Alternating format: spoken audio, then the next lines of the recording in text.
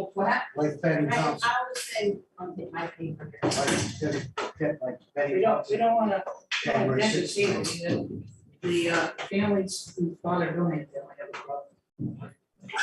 I'd like to start the July 20th, regular select, July 20th, 2022. regular Select board meeting.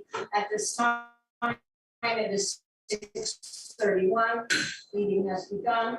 Present, Bruce Mello, myself, Don Maggio, and Josh Loretta, our videographer, and online is our recording clerk, Peter Barris. Welcome, everyone.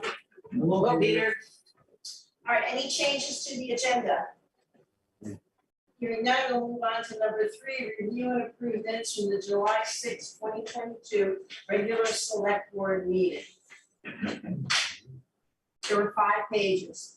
Any changes to page 1 of 5?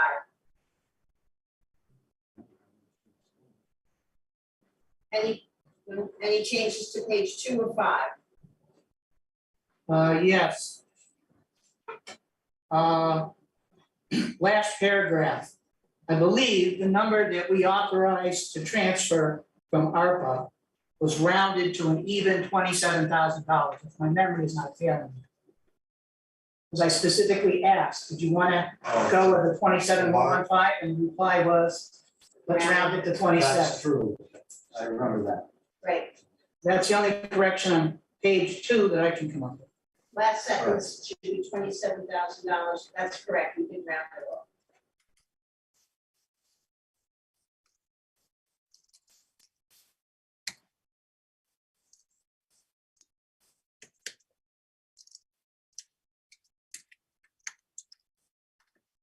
Credit expected for FEMA sites that had been miscategorized as non-compliant. And it actually was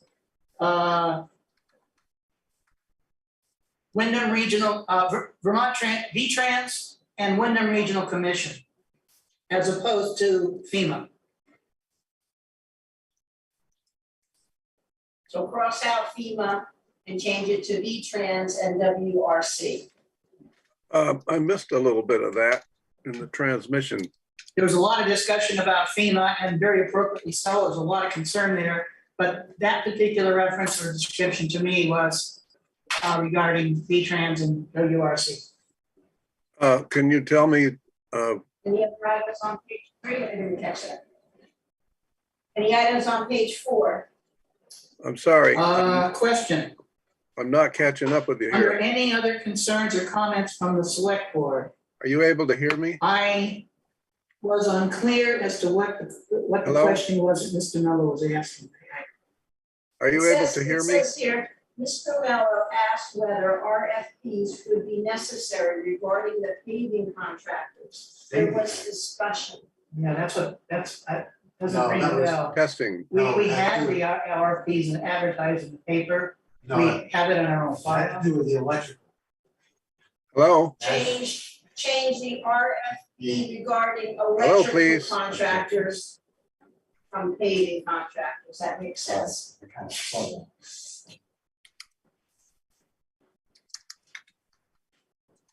Regarding that installation. Right.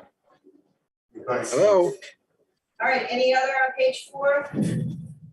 If not, any changes to page 5 on the meeting? We're having a connection issue and Peter Barris says that he can't hear. And I'm not sure if that's because of the Wi-Fi. I think, hello? Can you hear me? Mr. Barris can hear us. Can you hear me? Can you hear me? Hello, We cannot hello? hear him. Hello? Can't hear him. Yeah, Okay, hold on. that's not on our end, that's on his end. He should be able to unmute his mic. Are you on? I'm No, yeah, He unmuted. can't hear us, so No. he's gonna type in unmute mic.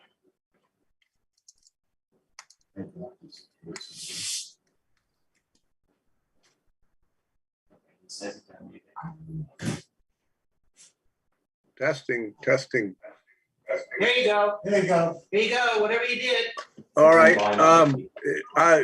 you lost me back at FEMA I didn't know which FEMA reference we were talking about. Okay, I have that. It's on page 3 or 5. It said, middle of the page, Mr. Noga noted credit expected for FEMA sites that have been miscategorized as non-compliant. It Got shouldn't it. say FEMA, it should say V-Trans and WRC for Wyndham Somebody's Regional. coming. It looks like the one from Barton Road, I'm not sure. V-Trans and Okay. WRC sites, Correct. Correct. okay. And moving on from there, I guess. And then the next correction is on page 4 of 5, under any other concerns or comments from the select board. Mr. Mello asked whether RFPs would be necessary regarding not paving contractors, but electrical contractors, should say. Regarding the electrical contractors, Correct, got it. right? Page 4, the other items on page 5 of 5.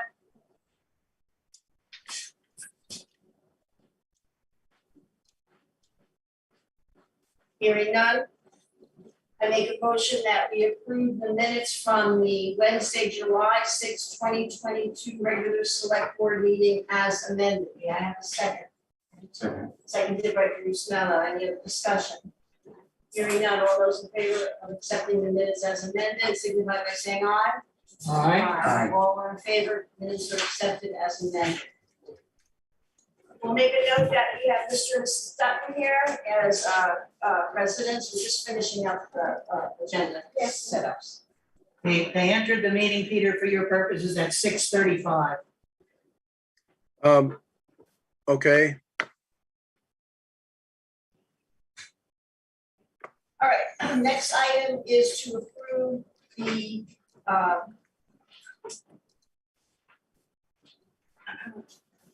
I'd like to make, yeah, we have to take a look at the draft of the special meeting from Saturday, July 9th, 2022. So there's one item I know I need to make a correction on since I typed the minutes up. And it's under item 4B. It's Tim, not Tom. Yeah. T-I-M, Hart, H-A-R-T-E. And that's whatever his name is. Are there any other changes to the draft minutes from the special meeting on Saturday, July 9th? Yes, Peter? You have your hand up still? sorry, I think I hit the wrong button here. Okay. Hearing none, all So- the- sorry, go ahead. The heart in 4B appears twice, so, That's why I had to type it because I typed this minutes. right. I did it correct. Oh, Yeah. We just fallen in for the Saturday. you're right. Hey, Mark. Was there a second? Now, member of the board. So they're accepted. Does anyone motion to accept the minutes? I'd like to make a motion to accept the minutes from the special meeting on Saturday, July 9th as amended. May I have a second? Second. Seconded by Bruce Mello. All those in favor of accepting the amended minutes signify by saying aye. Aye. Any opposed? Minutes are accepted as amended. I'll be correcting that. We'll also note that Mr. Mark Bills has come to the meeting. Right on time. All right, so now we're going to the members of the public. We have unscheduled members of the public. Duttons, what can I help you with? Well, we'd just like to get to know the select board a bit more, I guess, and, I mean, I've lived in Brookline my whole life. As my father was my grandfather before me, and just think that we should be treated fairly. I know you guys were at a meeting down with our neighbors the other day. And just looking back through your minutes, and we were never contacted about anything about Rick complaining about us. Well, let's come to the state though. That's not the town. No, that's, I mean, you guys were in contact with him. I know you went down there last October and talked to him. And said that you were gonna help him write up a complaint about about the neighbors and the spraying. And it said in your minutes from October 4th that you had contacted the farmer applying pesticides. And not once did any one of you talk to Paul or I. I mean, if you have a complaint from a person in Brookline, shouldn't you go to the person that the complaint's about and talk to them before going to the state? Your neighbor, Rick, Yes, you know, it wasn't my complaint. no, I know I that, didn't write the I complaint. know I typed it for him. that, right. However, the file as far as today's case is closed because you have met and have zero issues with that, and And I understand that, I'm just saying that we'd like to be treated fairly, just like anyone else from town. I know, Doug Johnstone go down to see we, you guys. we've been in contact with Right. Brad Johnstone, yes. And he said that he took care of that, he took care of Okay. communicating that concern. Right, but I'm just saying, if you, I mean, you went and talked to Rick, right?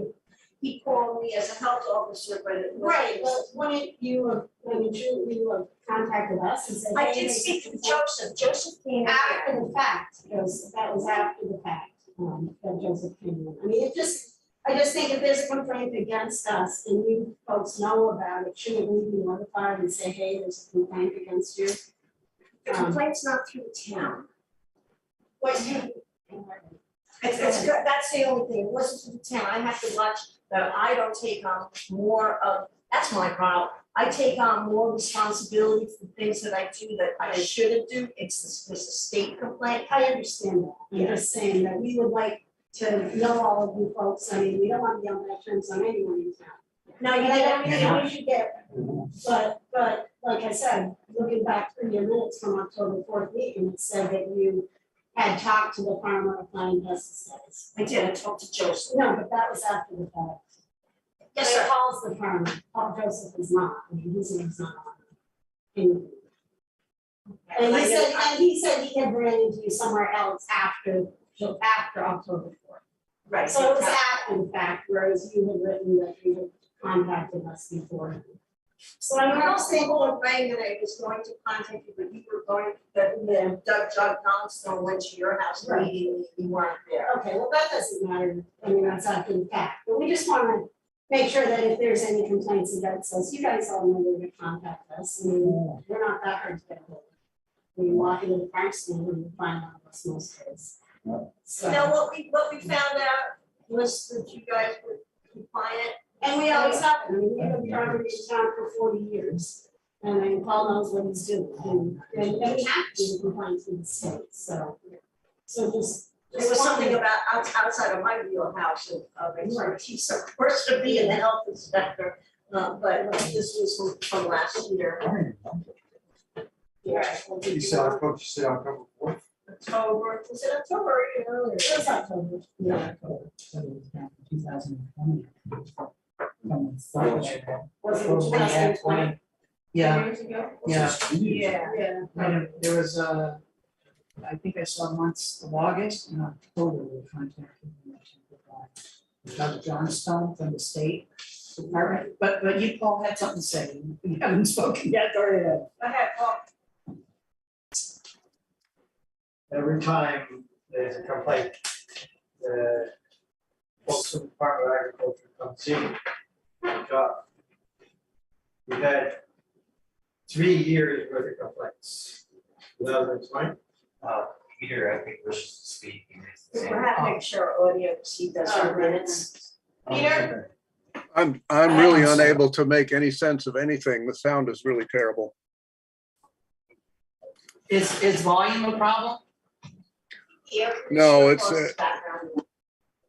No, it's capturing the certain loud portions of the sound and skipping syllables. So there's no way to make sense of what people are saying. I got so far that there was a resident with a complaint. That better? I'm sorry, We have Is that better? is what better? The sound? I shut off the background noise.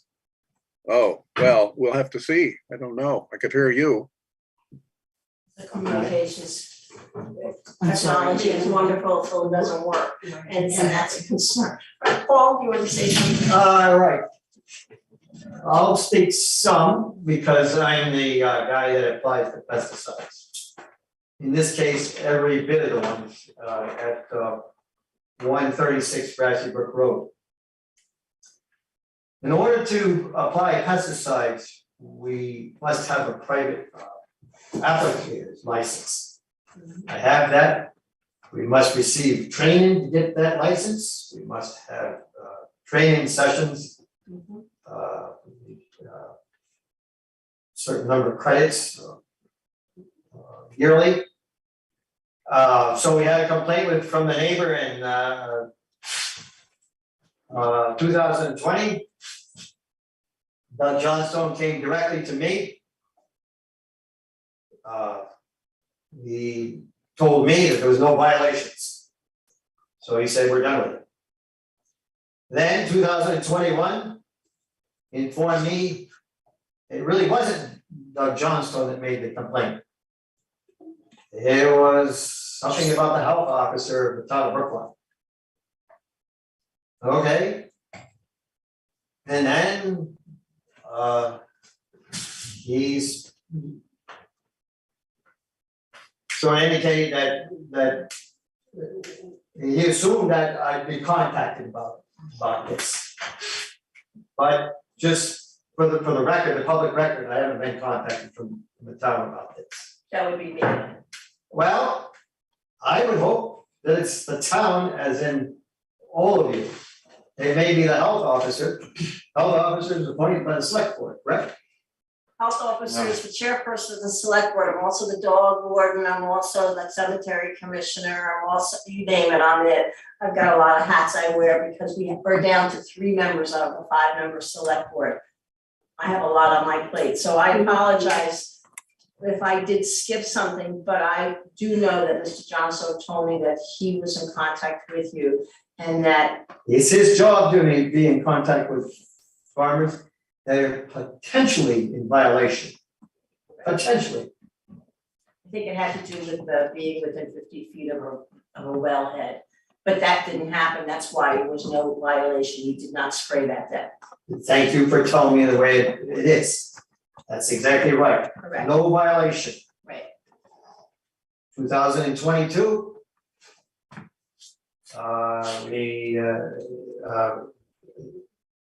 That neighbor there requested that we had a drift test.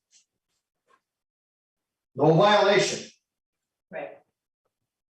And for the record, you may have heard this, those that were at the meeting the other day, or his house there, 146 Grassy Brook Road, is that what it is?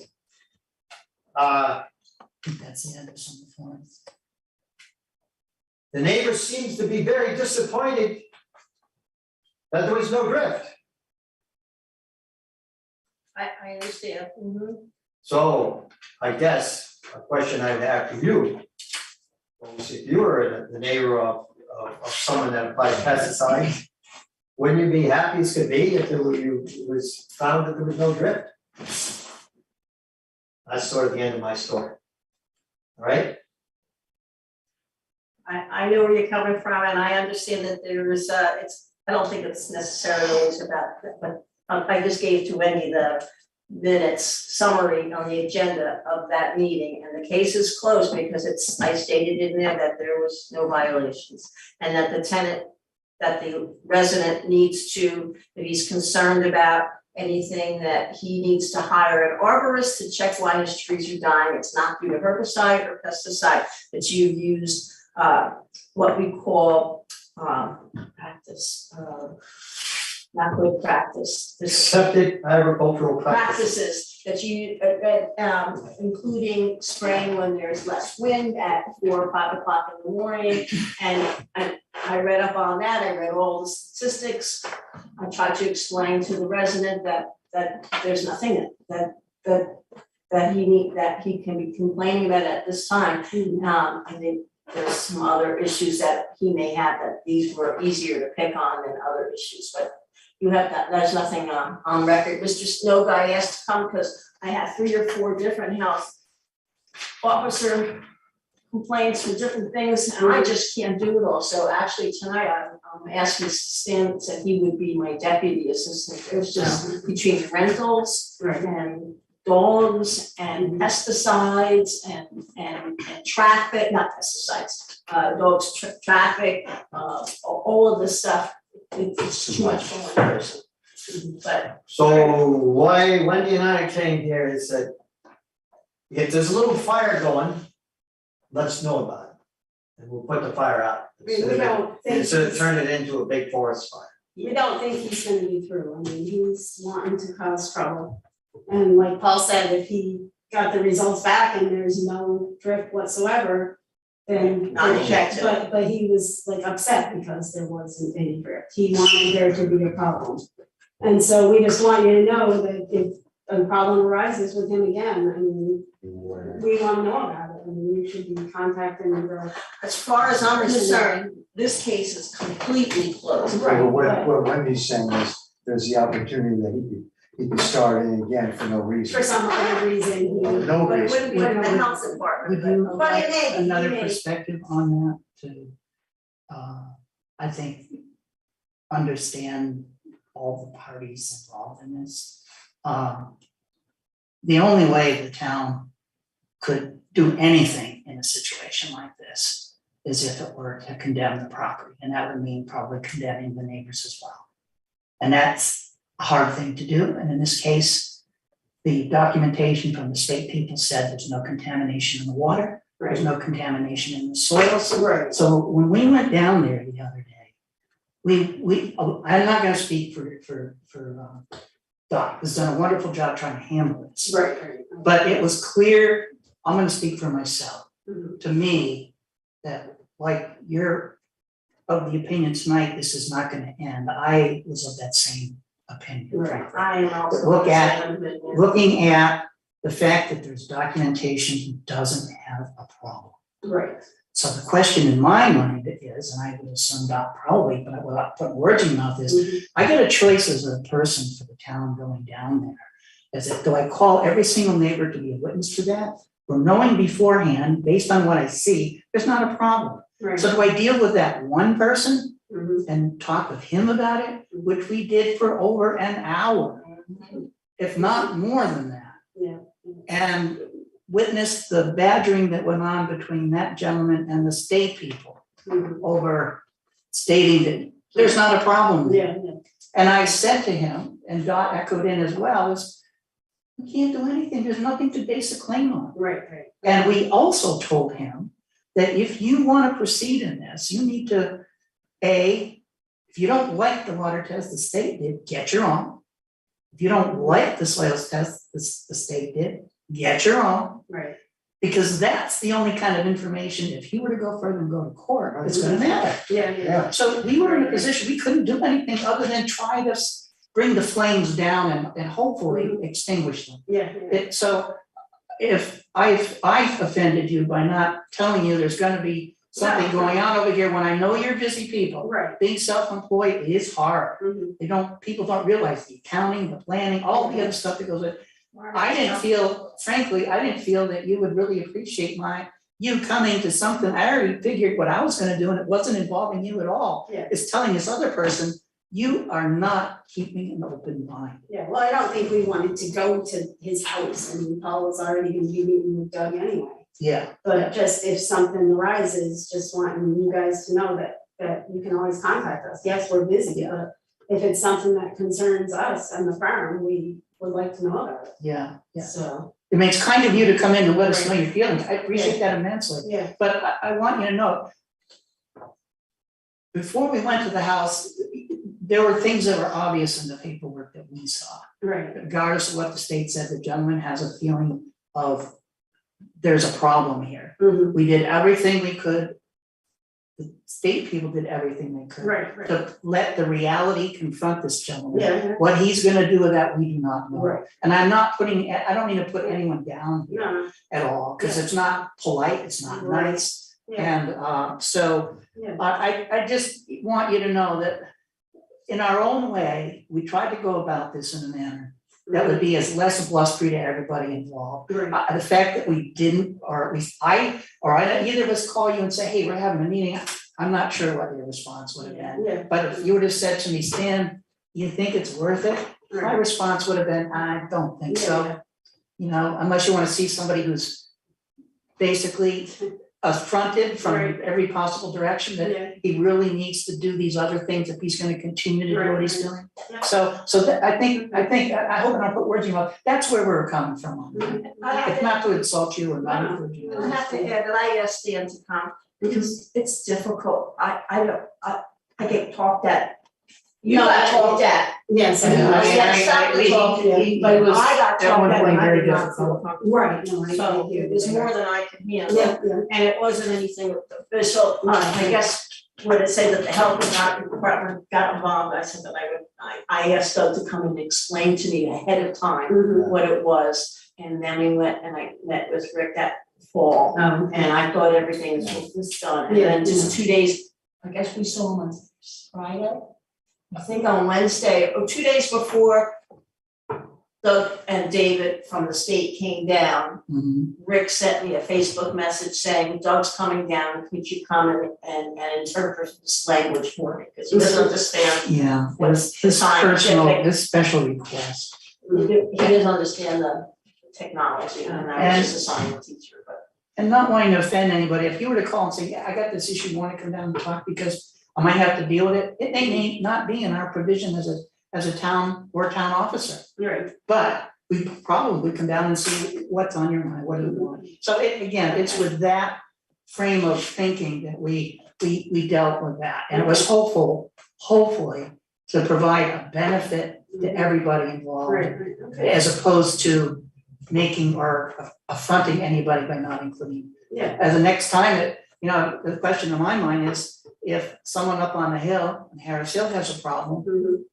and they think it's you, from this point forward, I think we'd probably do the same thing, and not involve you unless it's an issue where your input is really required. If we know the person is wrong, I mean, you can look at the trees that are bad, Yeah. there's only his tree, and it's probably an arborist problem, Right, right. not a contamination problem. Yeah. And I can clearly see, by putting that barrier up, you've gone out of your way to try to be as decent about this as possible. Right, right. Were they? And that's why I said elm here, the trees? case is closed. Were the trees exactly that? I don't know. Cause they had their own problems anyway. The elm trees and the compression from building a large shed. I mean, I don't know you personally, but I out. know enough of the name Dutton that you're not gonna be doing anything that's screwy or Yeah, anything. right. So that's, that's not an issue. Yes, sir. If you have any other problems related to the farm, years past, it was the Jamaicans going 60 miles per hour by Howard Osgood's barn, or something like that. You remember the days that they went home for lunch, and they thought they'd save time by going 60 or 80 miles per hour. Anyways, any one of you, call us up. Don't be afraid of it. Yeah. We know that doing business in town, we're gonna have problems. Just bring it up to us. Nelson Fontaine talked to me years ago. Courtney now talked to me. Joyce Mill talked to me. Oh my God. Chris Blue, we've been here for 40 years. Mhm. So if there's ever something going on, just, hey, Yeah. what's going on? So that's anything. That's why we're here. Yes, no. So I wanna back up to the state then, because Wendy's pretty busy with the rest of the farm stuff. I'm the miserable rascal that does the spraying. Because it requires getting yourself out of bed in the morning early. Best practice, that's what it's called. Go ahead. They gave me an A for that. But it is the agency of agriculture's job to review these things. So if any other person in town complains, refer them on to the agency of agriculture. Your buddy, ain't my friend, Rick, was out there spraying some strawberries 3 weeks ago, looked up, light on, filming me, right? Still a little bit of darkness out there. Well, I did go in and tell the Jamaicans, I should become a movie star. But anyways, he sent this to EPA. And then you gotta know too, that the EPA bounces it back to the Vermont Agency of Agriculture for them to investigate. So I would say, Dot, anyone who complains about any more pesticide potential drift, that's what it is, potential, refer to the Agency of Agriculture. Which is Doug Johnstone. Well, Or David, that lawyer. yeah, he's the lawyer up there, he's Yeah. Doug's boss. Right. Whoever it is, just refer to the Agency of Agriculture. Take it off your hands, that's their Well, job, that's what I did. that's their Pretty much job. I reached out to them, they weren't sending reports back, and then I think that was something that Doug realized that should have done, that was the concern, that none of the test results were timely returned. Well, they weren't this last time because they had trouble with their equipment, is what they told Right. us. One other thing, these guys, it's their full-time job to go out and investigate. They go to other farms, they'll see pesticide drift, they know what symptoms to look for. Glossy green, very healthy grapevines. They're very susceptible to anything. Yeah, healthy as could be. Vegetation on my side of the fence, beautiful. Vegetation on his side of the fence. It's none of my business what it looks like. Maybe he's not as good of a farmer as I am. Be my guess. At the time of the inspection, the difference between that was noted. And if what you had sprayed was negative impact to the agricultural aspects of that area, those plants wouldn't have looked as healthy. Both the state people noted that, And we did. Dot noted it, I noted it. But talking to the gentleman, it seemed to, not be noted, so. Yeah. I wish you the best of luck on this, you're right, probably it's not gonna. So if he spots again, give And it, thank you pass for it your on to the Thank you. agriculture. You don't need to stay here. No. Any of you wanna be a selectman? Enjoy the slowly. Well, thank you for your hard work. Thank you. Thank you Have a for great coming. time. Thank you. I don't need to come to the select board to be aimed at through the over He the even put a fence. ladder up, he put a ladder up in one of his trees so he could climb up and take better pictures. Film me. Someone aiming something at you over the fence. Good thing I wasn't figure happy. Have a good night, try to stay cool. Good night. Let's do something about the ventilation before we move on. I need to, I need to ask a question about the previous thing. The money that was moved into the highway fund was 27,000 even? Turn up. Yes, we rounded it, we rounded He's it having a off. hard time hearing. So does this Okay. volume the TV and the It computer? should be picking up through this, but that's what I was. I'm no just way to wondering what it's tell set. on These are the this. volume things, aren't they? Right Yeah. here? Yeah, that I haven't cranked them. Oh, you do? Okay. Sorry to hear that. No, that was good, thank you, and I was glad to have in our agenda a summary of that, so I was able to pass it Very, around. very wise thing, so. All right, now we're moving on to new business, Coda and Coda account. 65, okay, there's a question here about price for regular oil with office payment. We did not have, we found out last year that there was not a particular contract that was signed because it doesn't appear that anybody was worried about the price of oil last year. This year, we're being offered to purchase a capped price or capped budget option or a flexi option or flexi budget option. I had some time to look over this. Thank you, Stan, for photocopying it and sending it out to us to take a look at. And just because it costs us to make up checks, I would just look, if I were to be doing this for myself or for the town, I would just do the cap price option, let's do discussion on it, because there's less checks to look at instead of sending monthly checks, because it costs us money to make a check out. Whatever is, do you think is better? Now, Stan, though, you said something about the propane in gowns, there is no propane in this building at all? No, I don't think it's taken enough. no. Yeah. So I don't know how it's Propane charged. is with the church, and they don't get 60 gallons a year. But that might just, it's an estimate. Oh, okay. It's not that we're paying for 60, this is, for up to 680 gallons, the cap price would be $4.69 per oil. For propane, for a 60 gallon, for up to 60 gallons, the cap price is $4.30 per propane gallon. That's the cap price, it wouldn't go any higher than that. There was a.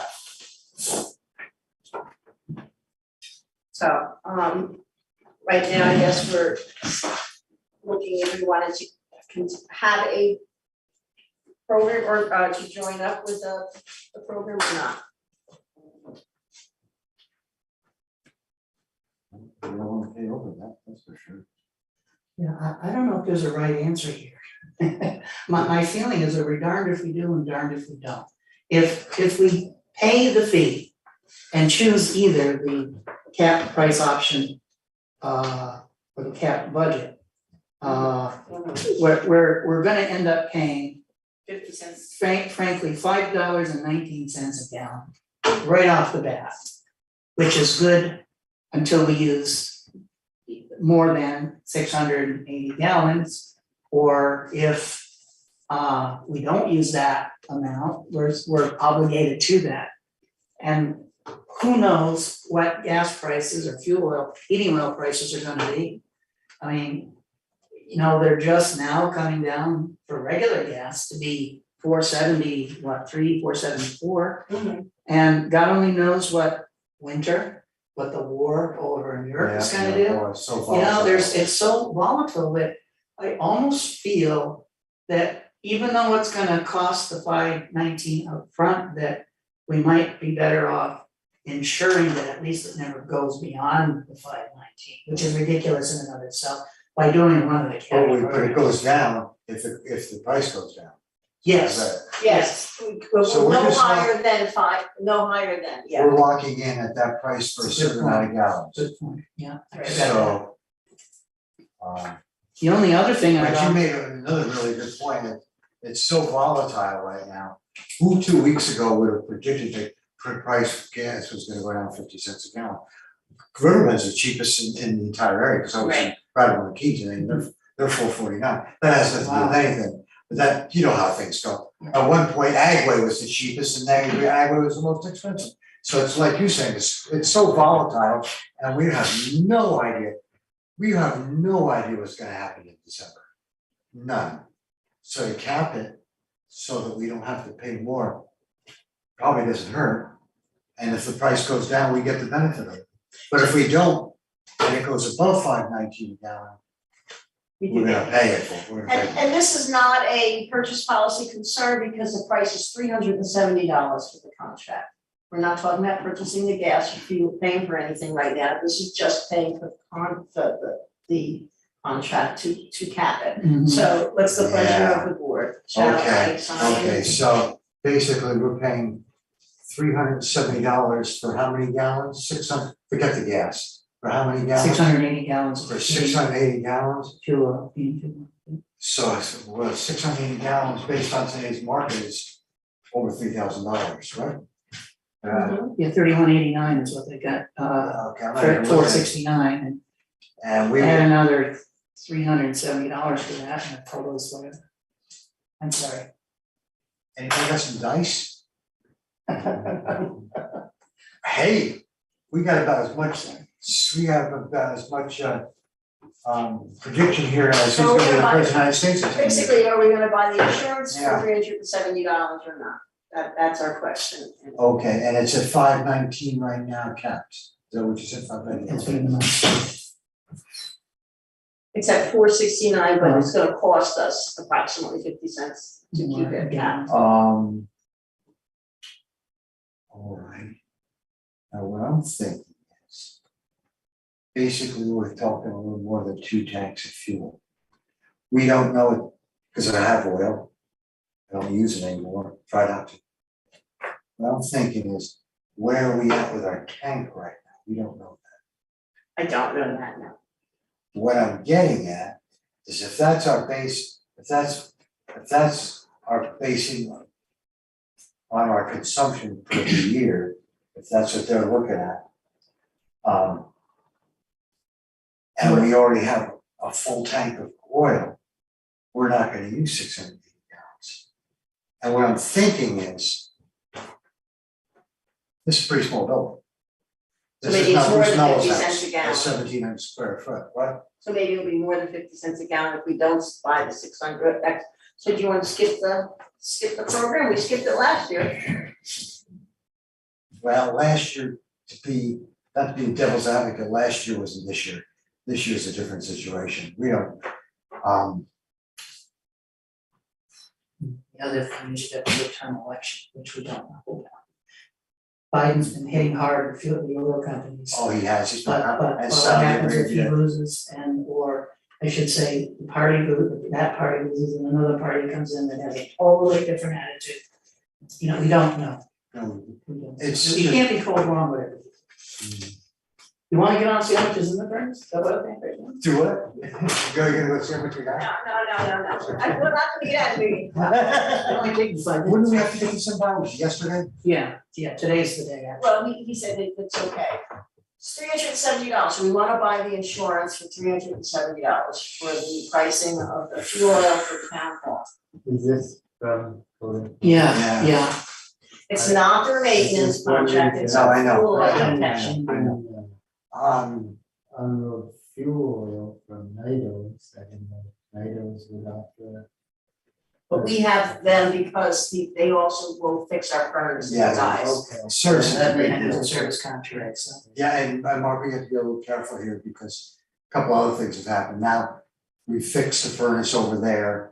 And now we're gonna put heat pumps in there, so they're gonna be consuming less fuel, even though we're gonna have a contract. Not that I wanna mix things up together, but I'm talking about in terms of relationship with Coda, not that they would put all the dots in the order from the way I understand the way they are, who knows? So that's just more to throw into the mix. What I spend, if it were me, I'm looking at me. If it were me, and my cap was 680 gallons, it's 3,000, so they're asking for 10% basically.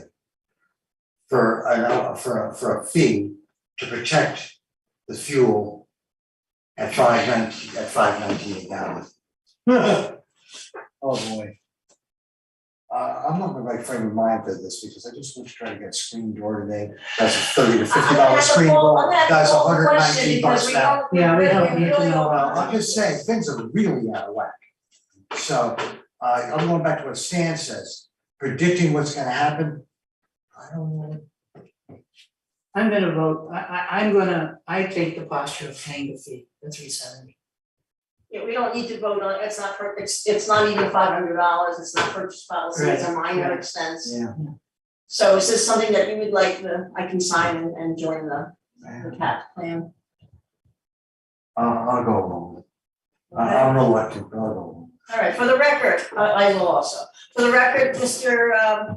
What's his name? Mr. Barris, the town of Brookline is going to sign a capped price contract with Coda and Coda for fuel oil consumption. It's going to cost the town $370 for the contract. Total price protection fee, $370, so that will be signed and sent in. Got it. Okay?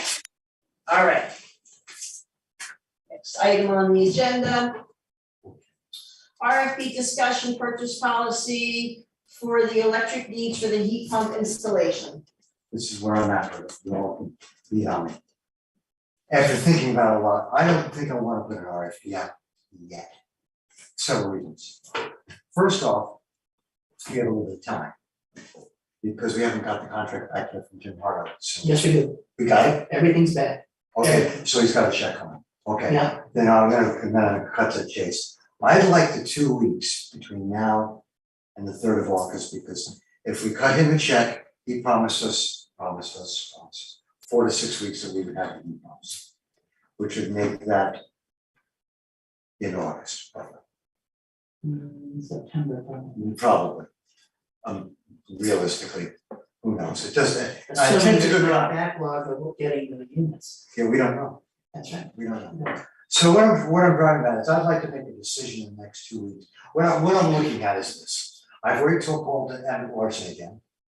And he's got another issue with Susie's, I'm gonna tell you about it, in my building commissioner thing. And we're in the process of working out an estimate of a solid estimate of what it's gonna cost for his numbers. I would like to at least try to see if I can get 1 or 2 other people. What's the point of an That's RFP though? exactly the Well, I- point of an RFP. Well, the RFP didn't work, quite frankly. That RFP, without getting really cursing here, was BS. And No, Well, for the although- electrical installation. I the know, RFP you would be understand what based I upon mean, the you number. understand what I mean, Doc. What I mean is, when we put the RFP out for the heat pumps, it was ridiculous. It was amazing anybody could read In it, what way? because it was done in 4 spots. Oh, you mean the way that the Brattleboro reformer printed, by law, we have to put it out. Oh, that's what you said to me all this time.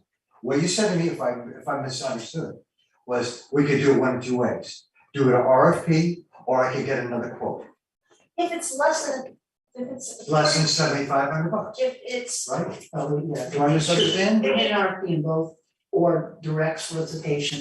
You Right. get at least If it's 2, in- if it's over 7,500. We have to get an RFP. yes, That was what I was pertaining to. okay, Was- following the purchase policy. I just go for another estimate. If we don't get another estimate, if you wanna put an RFP out on the 3rd of August, we'll put the RFP out on the 3rd of August, for that weekend. But in the meantime, I'd like to scout around and see if So I you can. wanna table it? Yeah, and the reason is because I think that I want.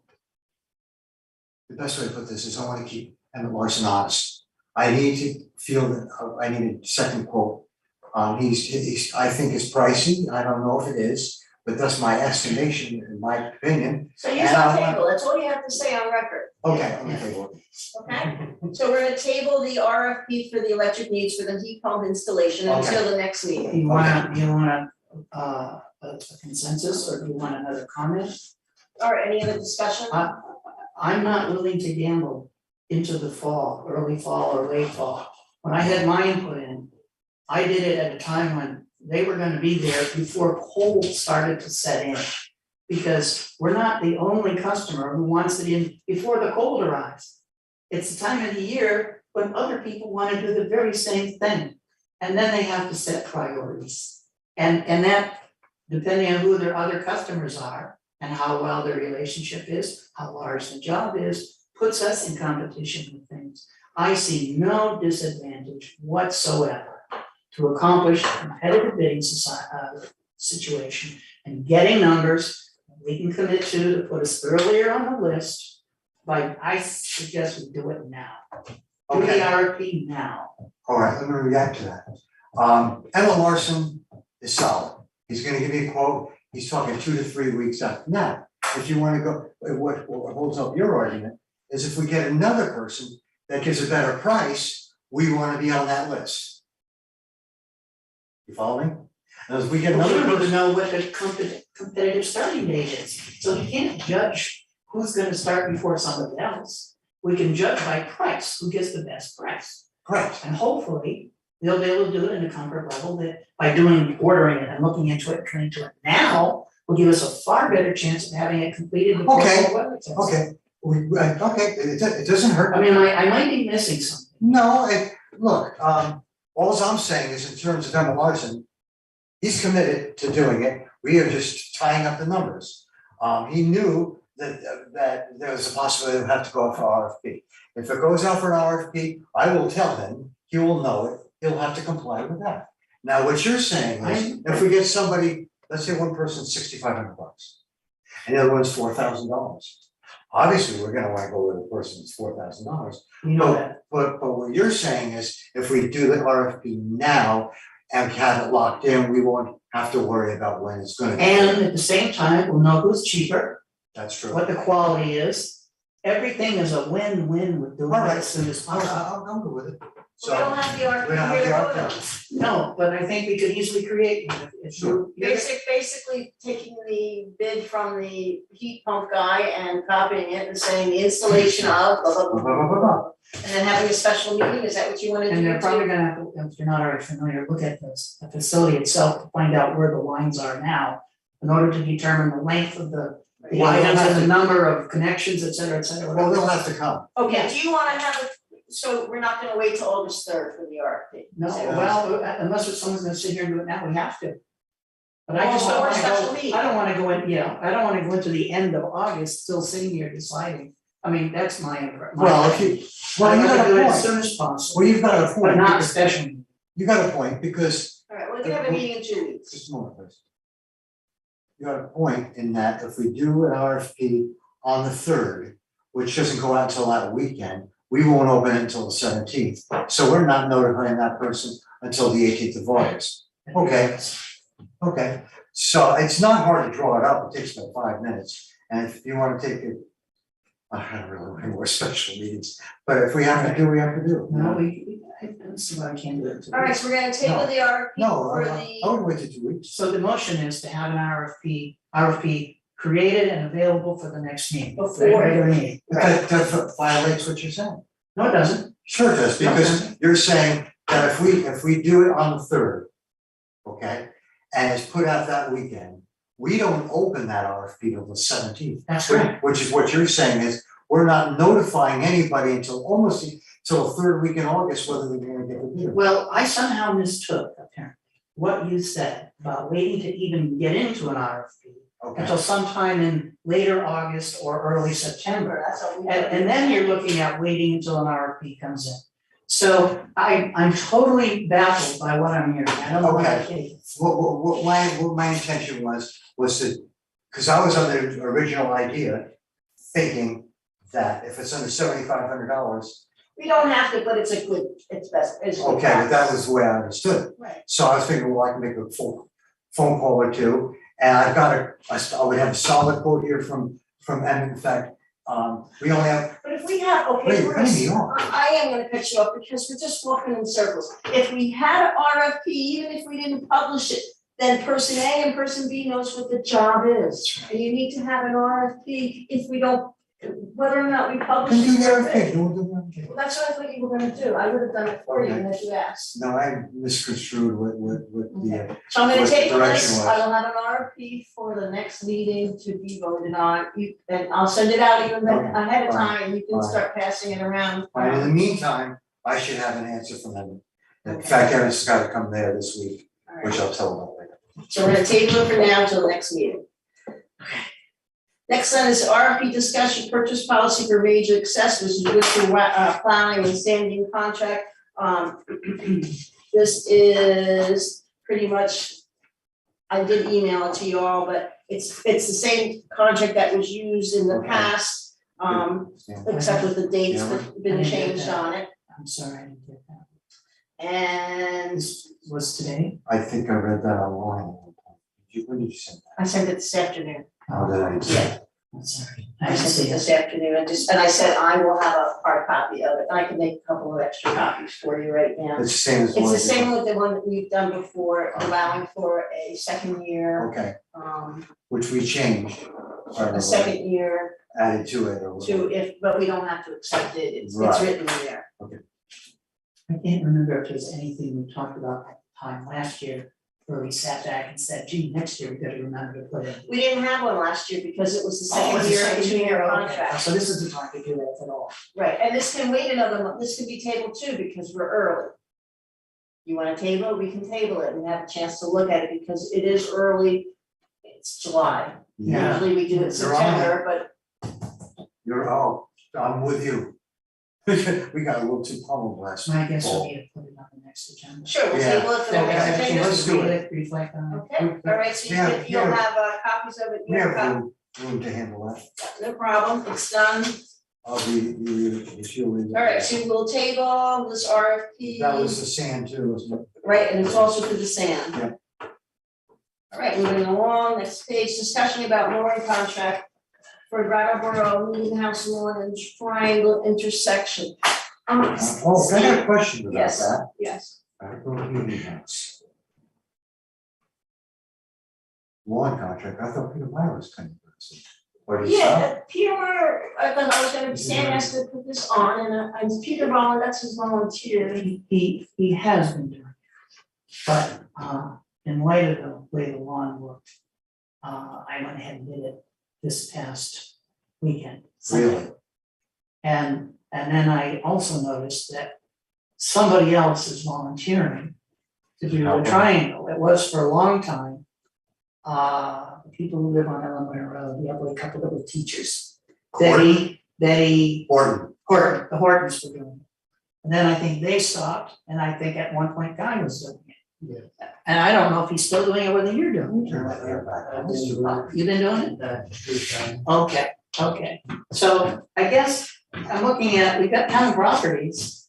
Why aren't we just putting them all under one umbrella and have it done?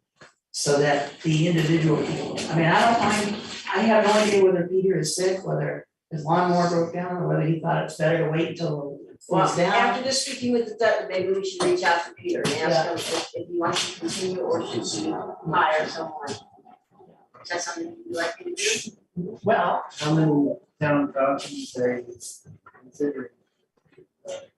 Being old? The Just meeting now. meeting house. As since you already did the triangle.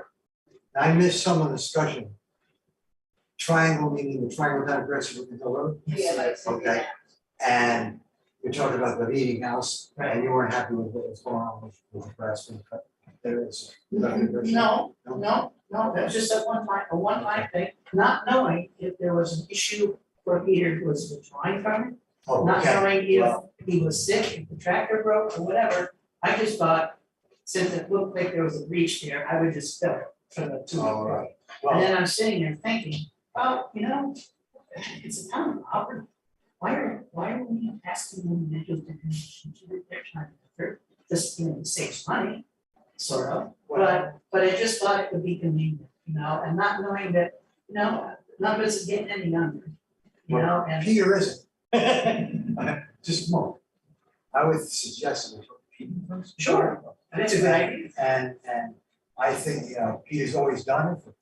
He's chairman. All right, I'll give Peter a call. And if he still wants to do it, we wanna know if he still isn't, I wouldn't, obviously, you know better. You would mention to him, well, we weren't happy with one, right, and that. No, that's Because not, even myself, that's not any intent. no, I know that. Okay. And I wanna make one thing really abundant. I cannot believe that this might be the first time since I've been doing the church up in Townsend for 5 years, now I'm gonna go 3 weeks without a car. And I was up there today looking at it.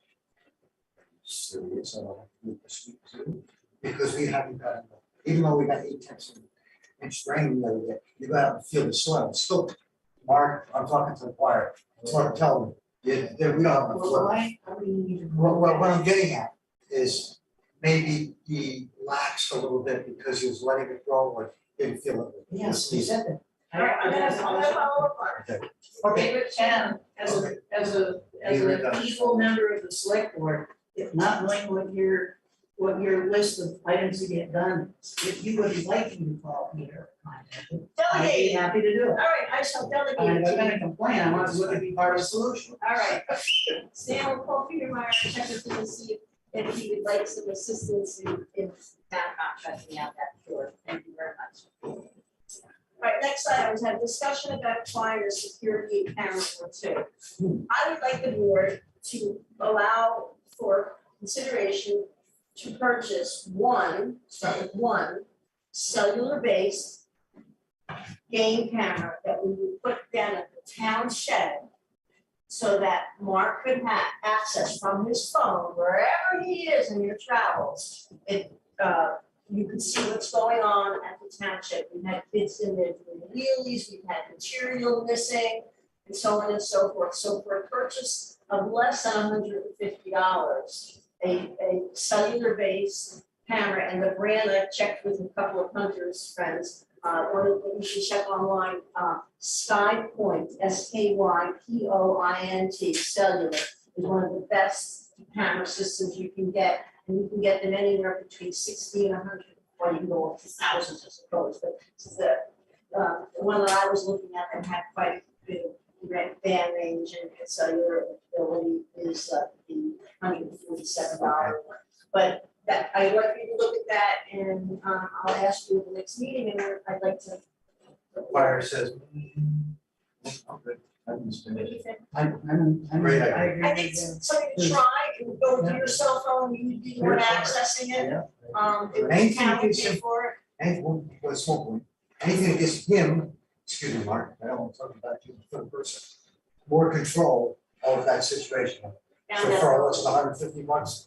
Yeah, I was gonna ask, if I know the topic's come up many times, I wonder about the same down at the recycling. I figured let's start trying. Well, I thought so you had first.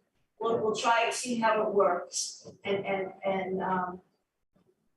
see how one works. And then you could set How up, high up does it have to go, okay. yeah, I have a question though. I recently activated a game camera that I had because of something big in my vegetables in the garden. We don't need to know this, but when I got online to get the manual, what I found is that for those that were able to be viewed on the cell phone, there was a $5 or $6, between a $4 and $6 charge per month above the cost of the camera to be able to do that. So has this got one of these monthly okay, fees as well? the Sky Point gives, I think, 100 notifications per whatever included. But you can up for $10 a month for thousands of limits, if you can purchase higher limits. And I thought we could start off small Sure. and see what will work. I know the recycling center, we don't want to, if we caught every single person who used the recycling center, each one would be. Clicked off, Click, click. click, click, click, click. So the township would be a good, it's limited access, you protect the materials that are available. And that's more of a nuisance rather than that's what it costs. Yes, I was thinking, have it there and working, but sometimes it's there with like. you can turn it on and off on your phone. You can turn it on and off, and I'll share, I'll send you a link of the actual thing. But that would be an expenditure. Another question from me. Yes, sir. Would it be an idea, I mean, is it a good idea to place the camera where it's visible and able to be tampered with? Or is it a good idea to mask it, put it in between branches, trees, whatever, so that it's not overtly obvious that Yeah, it's it is there? a camouflage, so I like the camouflage of it. To it, and like I said, doesn't have to be on the building, and the tree.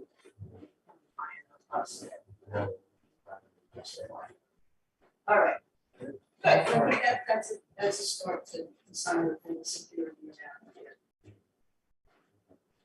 Next item, I'd like to ask to make an appointment, at Stan Nova as the deputy health officer for Brookline, as I mentioned earlier today. It's just, I don't like to go to some of these things alone. But a rental issue that I have to go and do an inspection, I don't like to go alone. I have to do some research down on the guy, down on the other directions of the road, I gotta not be walking around alone. And if that's okay. Frida won't do it. Frida won't do it.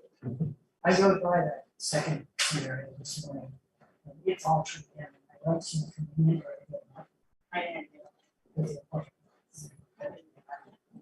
Ooh. it. If I had, and I was on the tight schedule, I would have.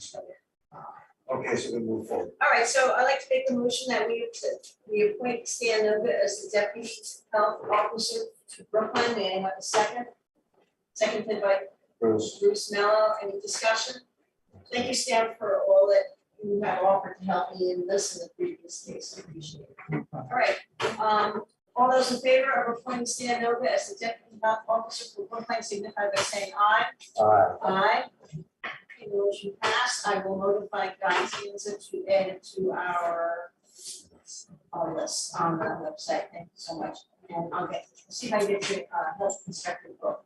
And then yeah, there's a manual, and I will talk to you about going up to the rental place. Okay, next item is the review of email structure. All right, Stan, I'm gonna let you tell us what your feelings are, and then I will share with, I don't know if you contact VLTC, then I'll share with me. They, unless you want me to just tell you what they want initially. No, yeah. Okay, I wrote to VLTC. And then my. Yeah, I wrote to the Vermont League of Cities and Towns to ask them about email access in case of new issues that may arise after select board members' departure. And I said, Brookline, each select board member uses their name and Brookline BT at Gmail rather than our personal email addresses. And we were questioned about whether we have to keep these active for 7 years after we get off of the board and Oh, such. God. And so basically, make a long story short, the best way to handle this is if you could either purchase a domain for us, like VLTC.com or Brookline.com or newthing.com or kind of thing, or you can have an agreement when a selectman or town official gets the Gmail address that they acknowledge that they will not delete their email, but they will allow the password, change the password, and then you have access to it. If you ever had to go to workplace. Excuse me. So You're saying that Bruce, we you're can- getting off the select board, Uh-huh. okay, so you're gonna be off, you're moving Done to it. Florida. Yeah. So you're gonna say, you're gonna Not a say, chance. I'm gonna say, Bruce, would you please change your email password to Bruce left September 2022. Okay. And then that means that I can get in there and I can record that number, that email you're saying I password, and can't- then they could, You're saying I can't delete emails now, but why? meeting is legal now, Correct. Oh, I shouldn't be. legal, Oh, legal. Okay. That's town business. it's town business. The Legal personal stuff, emails. you shouldn't be using it for personal, but you're not supposed So I to. mean, I gotta keep this long list of emails? Technically, Yes. we get 7 years. No, she said there's no limit on time. Oh, so this She is said, not you bad. can't say, she said, if you're trying to decide a time at which emails from past select board members can be deleted, I would recommend keeping them for as long as the subject matter with the longest retention requirement that could conceivably be applicable to select board emails. I do not have an answer as to a time frame, though. The board should review the subject matter listed in the BSAR, which I did, and to board emails, so we can In actuality, you only have one page of emails. Once it goes past a certain page, it goes to where it goes, even if you don't delete it. to the flat. We're just going to connect it to a lot of access. I don't participate in cloud because I heard that the cloud is penetrated by cyber. So it's not as secure as we think it is. So everything that I do is on my current. And I believe I can go back to whenever I was. And my personal approach is I want to experiment with it, is simply go to where they're hidden. All of the files and import them into one terabyte hard drive and just read it with the town. Here we go.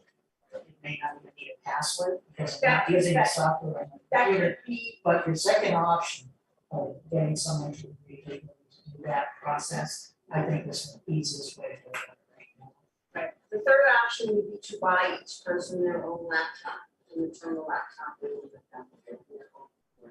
School board school. Laptop in town work only, town work only, town work only, and then when you get done with town work, you return the laptop. So, When you think about it, at least so when I decide not to run again, then I will just give you the password, so you guys can all go into the email. But, we don't have to have a policy, she said, like I said, purchase the domain, I'm not sure that answers your concerns about it, but you certainly don't have to worry about to be 7 years after. 7 years. As long as it's condition. Yeah, Well- just keeping the account, not closing the account. So somehow there's gonna be an ability to transfer an account from person A to the town for access. That's what I'm saying, She said email. you would change your email password to one that we recommend, and then you would offer, I want to change it to something else so you can get back into it. So we. It would be recorded, All the in a book. emails, okay, if that works, then I think that might be yes.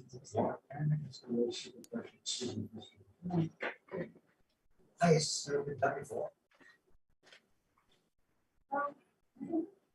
just right now, we can do Okay, that's Zooms. why I got my answer.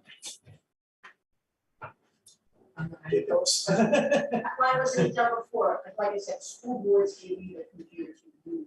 Well, what I'm saying is I've been on this board in my 9th year. This is the first time it's ever been mentioned. I've been deleting emails for 9 years. No one ever told me not to do it. Give me a court of law, I'll say exactly that. Should probably not really believe. Yeah, I wanted to get rid of it. Well, let him. Yeah, but I'm just saying. Call if it has to do with- Christopher Ray and let him waste his time. I don't care who else he wants to be. Was That's that- never got. I think we can move it. Suggestion from the peanut gallery. Oh, yes, sir. Yes, sir. Oh, boy, we're gonna get a real legitimate opinion here. What are other Well- people doing? Well, just that there can be issues about open meeting laws and stuff depending on how email gets used.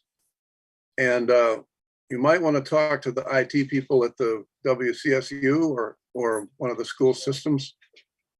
Generally, they're all on Google, of course, but they have an email account. And there is a protocol for naming individual accounts. So mine is pbarris@wyndhamcentralboard.org, for example. And that way, when people come and go, their emails start and stop, but it's all retained as public documents, I think. Process. That's the domain process. You have to purchase that domain. Yeah, but domains I think the deal is pretty reasonable. All right, I'll follow up on that. Right, change your email addresses. That's something. But that- if you get a hold of Peter Gulrich at the WCSU, he probably knows all about how to do this. All right, it's good advice. How do you spell his last name, Peter? GOLRICK. Or you could just email IT@WyndhamCentralBoard or wyndhamcentral.org. Thank you. Let me just look and make sure I know what that is. IT@. Yes, wyndhamcentral.org, one word.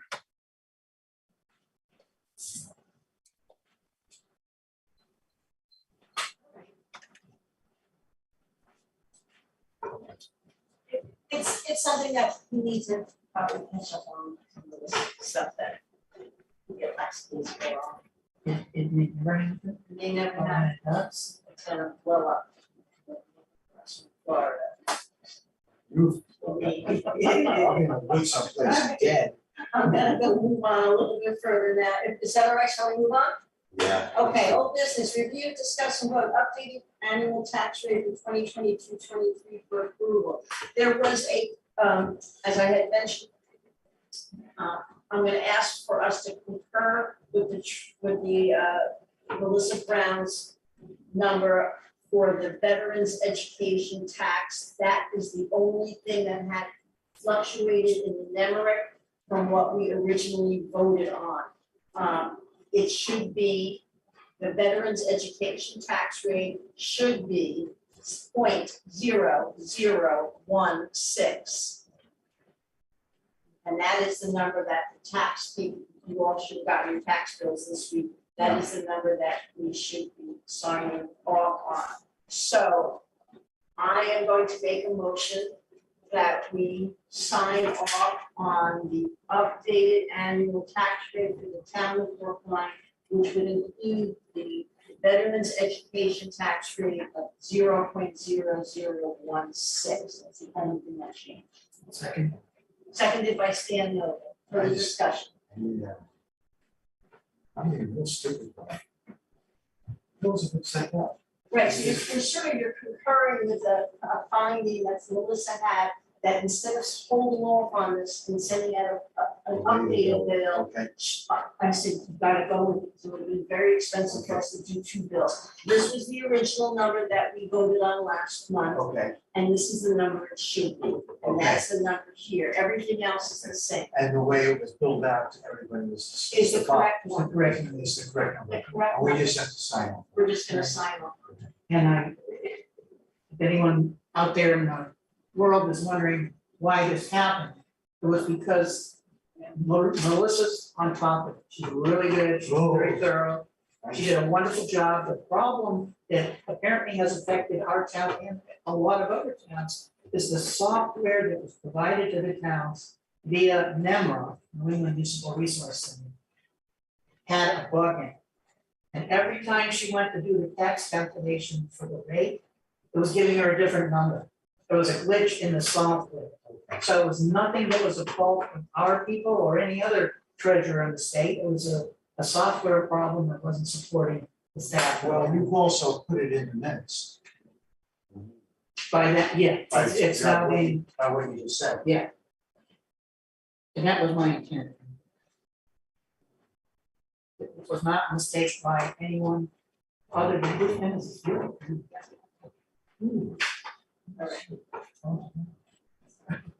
All right, moving on then, Putney Fire Department bill related to the May first illegal burn by Jamie McCall. Just wanted to fill you in on that.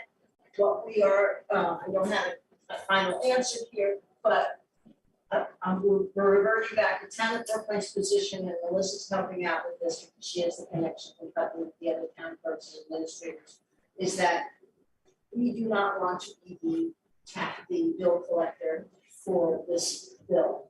They're formally requested that the town of Putney bill the person who cost the fire. If I remember correctly.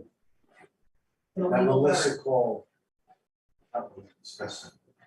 I called Putney and discussed it with them too, but yes. So that's been resolved. It's not been resolved on paper, but we're in the process of trying to get the town of Brookline off of this and going directly with the landowner, quote, responsible party. Good. So that's Good. what I wanted to do in the first place, and I was told, no, but I think yes. And then I hope that happens. I hope it happens. I'll restart. Well, part of the reason why we waited in many ways till this time, we wouldn't have had any money to pay this bill until after the new year started. So right now, we're not in any rush in collecting it, So we're not making. so we're not in any rush in paying anything, and I'd rather not be involved in the process. Good. It's too convoluted. It's not, it's something the company does that. Sorry, I missed much of that. This is about a formal request that the town of Putney deal directly with the landowner? Is it actually a phone? The fire department of Putney has billed the town of Brookline for costs they incurred in putting out a illegal burn on May first in Putney. Right, However, And the actual fire was in the town of Brookline. yeah, correct. They were one of the responding companies, and Brookline is resisting being the collector of that fee. And that the person responsible for starting the fire should be directly responsible to Putney Department, Fire Department. And that's our current stand. so it sounded like that took the form of a request from Brookline to Putney. Yes, and it's still being worked on, yes. Oh, okay, thanks. All right, next item, Southern Vermont Telephone Equipment Install Information. They're going to be coming tomorrow, Thursday, to do the installation of the 3 phones. It is possible that some of the extensions that are used that are cordless extensions, that's why I had requested like at least one cordless extension in the office. Because if he's going to the photocopy, I'd like to walk around because the phones themselves have a coil, a wire, you know, they're like this. My question is this, Selectman. I could see one of these phones on the town clerk's desk, one of these phones on the lister's desk, and one of these phones in this room.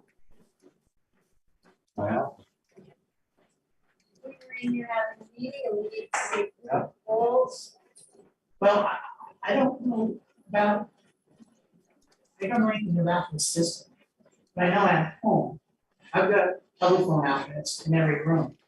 And so if I'm working in my office basement in Poplar, that's so cool, I can take that same phone and go to one of my bedrooms upstairs, plug it in, and it'll work there.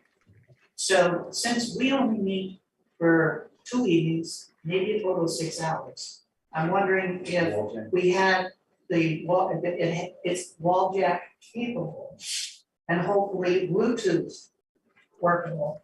So that, so Guy can have an earpiece and walk around and talk. Whatever, okay, so it's a downgraded model, is just leave one for the treasurer, one for the lister, one or 2 for the town clerk and 1 for the lister. Or whatever, you know, we're having, oh, it's a basement. It's a base unit, there's 3 base units, they make up a lot of desk space. Okay. I know that's so. And so I was thinking if they put the 3rd one in here, they would just, we have to go to the basement and run a wire through the wall. So it's not, so it's capable. Part mine.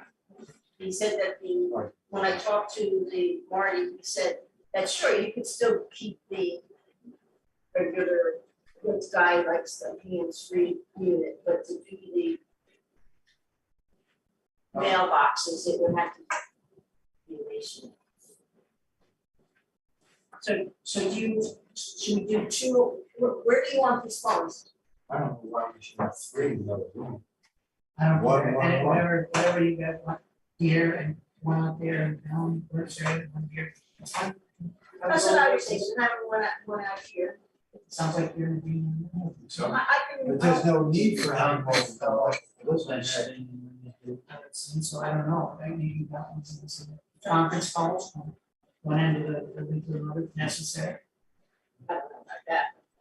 you just hold. I think it's higher. All right, so I'll reach out to what's his name and see if we can put one in each room or see what the preference is. I'll let the people who spend the most time in the office make the final decision. All right. I thought it was a good idea to have one in each room. Well, unless you have a big objection. It's just big, this is. One of the best. Okay. Will you give us a 4th one? That's a good one.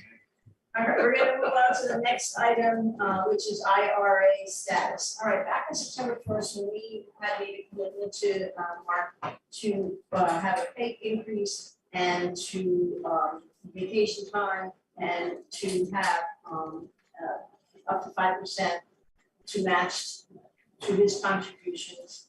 We've been having a problem since we don't have any full-time employees. We really aren't able as a town of Brookline to set up through the state pension system this plan. What Melissa suggested, she says, she thinks that Mark would have to set up his own IRA. And the town could then contribute a percentage of his pay, which we could incorporate into the paycheck. Are we going to make it so he gets the funds immediately, or does he have to stay with the town for a predetermined amount of time?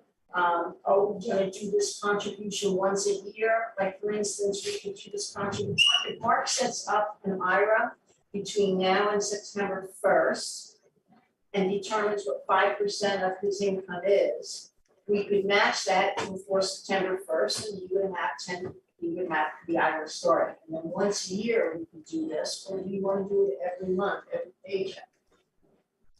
Throw a lot out. I know. Let's start from the beginning. We worked on this last fall. I went up to, they call it Salcedo 2 now. and I ran into a lot of complications with this thing, so that's what you do business with. And then after that, I said, well, we can't do that, we gotta go through People's Bank, because if we're directly related to, you have to do it through People's Bank. There I kind of lost contact with them. Now, basically what you're saying is to start the whole process over and start with Mark's Bank. And I don't think I'm in the position to tell Mark to switch banks. But There's if not you're- to switch banks. Okay, just a moment, because when you're talking about making a contribution to his paycheck of 5% of his income, To an account, to an account, to an account. to an account, Every page, every paycheck, but he we has to would have match no control in making sure we match. it. So I don't know, we really need to sit down, and there's nothing in writing, it's all verbal. Or we'll deal with Mark, it's easy peasy. Mark, we'll work it out. We have to work it out, we haven't figured it out yet. No, we haven't. It's been going from one person to the next person, all I can do is pitch it. But anyway, I'm not gonna be a hero here, I'm just saying, I I'm can see sure that Melissa, once a year, maybe, at the end of the year, this is fine. it shows an interest. That's right, that's right. And I like And if that. it's in the proper vehicle, you don't know what kind of vehicle it's going to be. Yeah, The simple savings, account, it almost doesn't, well, it does make a difference because there's interest that's little as it's going to be paid. But anyone that I've been involved in, many of the people that have been involved with that pay retirement program, where I have also, it's been made every week to me. Yeah. So you get the benefit of if it's mutual funds, the person handling it can invest in those stocks or investments that drop, that allow for greater volume of numbers of stocks. So that when things go up, you get that double increase. The fact that you bought low is now getting high and you're getting income return on it. So so I would, my personal opinion, if I were Mark, I'd want it done every year. yes, So secondly, I seem to recall that somewhere, either in minutes of our discussion about the raise, there was no question that the county was going to contribute to an IRA account, whether or not Mark decided to do that at any given time. So it's something that I think we need to do. It's gone on far longer than it should. And I'm not sure what complications we're creating from a tax standpoint by delaying it. By delaying it, we were in the last fiscal year and had agreed to do this, and it's not done. And so we need to do it as quickly as possible, whatever means that requires, period. That's my personal view. I'm sitting here, we're hearing things we talked about last year, we've gone over it 2 or 3 times already. We just need to do it. We put in some things in mind. Gotta be. So basically, what it would, the other thing was, since she said we could also look at it, it could be a bonus, as in that money, we wanted to go to higher. So we had it as a bonus. So someone's gonna work with Mark, get him set up in an IRA, and then the town would make a 5% contribution, increase his salary by 5%, and we put it into the IRA. I don't know how. see, I don't know how initially, to monitor it. Then we need to go back and review what phraseology we use, whether we indicated we're giving Mark total control over the IRA, or whether we're simply giving him a raise equivalent to an IRA. So we're not giving him. We said we were giving an IRA. That's what I thought. So we're required, unless we're gonna rescind the vote and vote something else, to create an IRA. We And he can't do it, touch it. and we can't And it do has to it, be and he separate. can touch it and he with can't touch it. penalty, he can. touch That's it. right. With That's penalty. right, it's a standard IRA, but I suspect, because it's through an employer, He's not full-time, we have no employees full-time, So- leavers, so that's been verified. yes, they will not handle that. So we don't need to be involved in sending it out at all. Melissa does need to know what we are going to do, Mark needs to set up an IRA and then. Ms. What It's not that can simple. I do to expedite this? Well, Because I brought it up a couple of times. Yeah, When I first started this last fall, the problem with the 802 was, when we started doing separate, they had to have it separate to Mark's account and an IRA. And then there was a problem with we couldn't go and send money to his account because we don't deal with 802. Yeah, well, 802 is out of the question. We're only That's his- concerned with people. But that's his financial institution. Well, Well, you're gonna it's- have to do it Iowa, Was with that, another company, with the bank. Do you mind changing, having a separate? You don't need to change all your accounts, it's Just, money. just the one. just the one, yeah, No, I- okay, we just have to find some, financial institution that will handle it. Yeah, and we already got a good relationship with a company who is well respected. They have gone through, they're now, I think they'll be called NT. They were bought out by a local company. And I have a retirement, yes, I have a retirement with people because I worked for one of the banks years ago that they bought. And I can tell you that they're on top of it. I had a very good return. I feel completely comfortable saying, Mark, you're not gonna go wrong unless somebody else comes along. So it's not such a bad idea. What Guy was saying was develop with peoples, even though it's coincidental that we do business with peoples. Then we should all work well in that direction. Well, not only that, but we're already playing on the computer with everything else. Yeah. I have a suspicion, it's just a matter of we and the bank checking another box that says, oh, and this amount goes over here. And Melissa said she will be glad to work with making sure that the paychecks and some of. And one last small point, it's probably gonna work better to have a bank do it than a credit. Yes. Well, yes.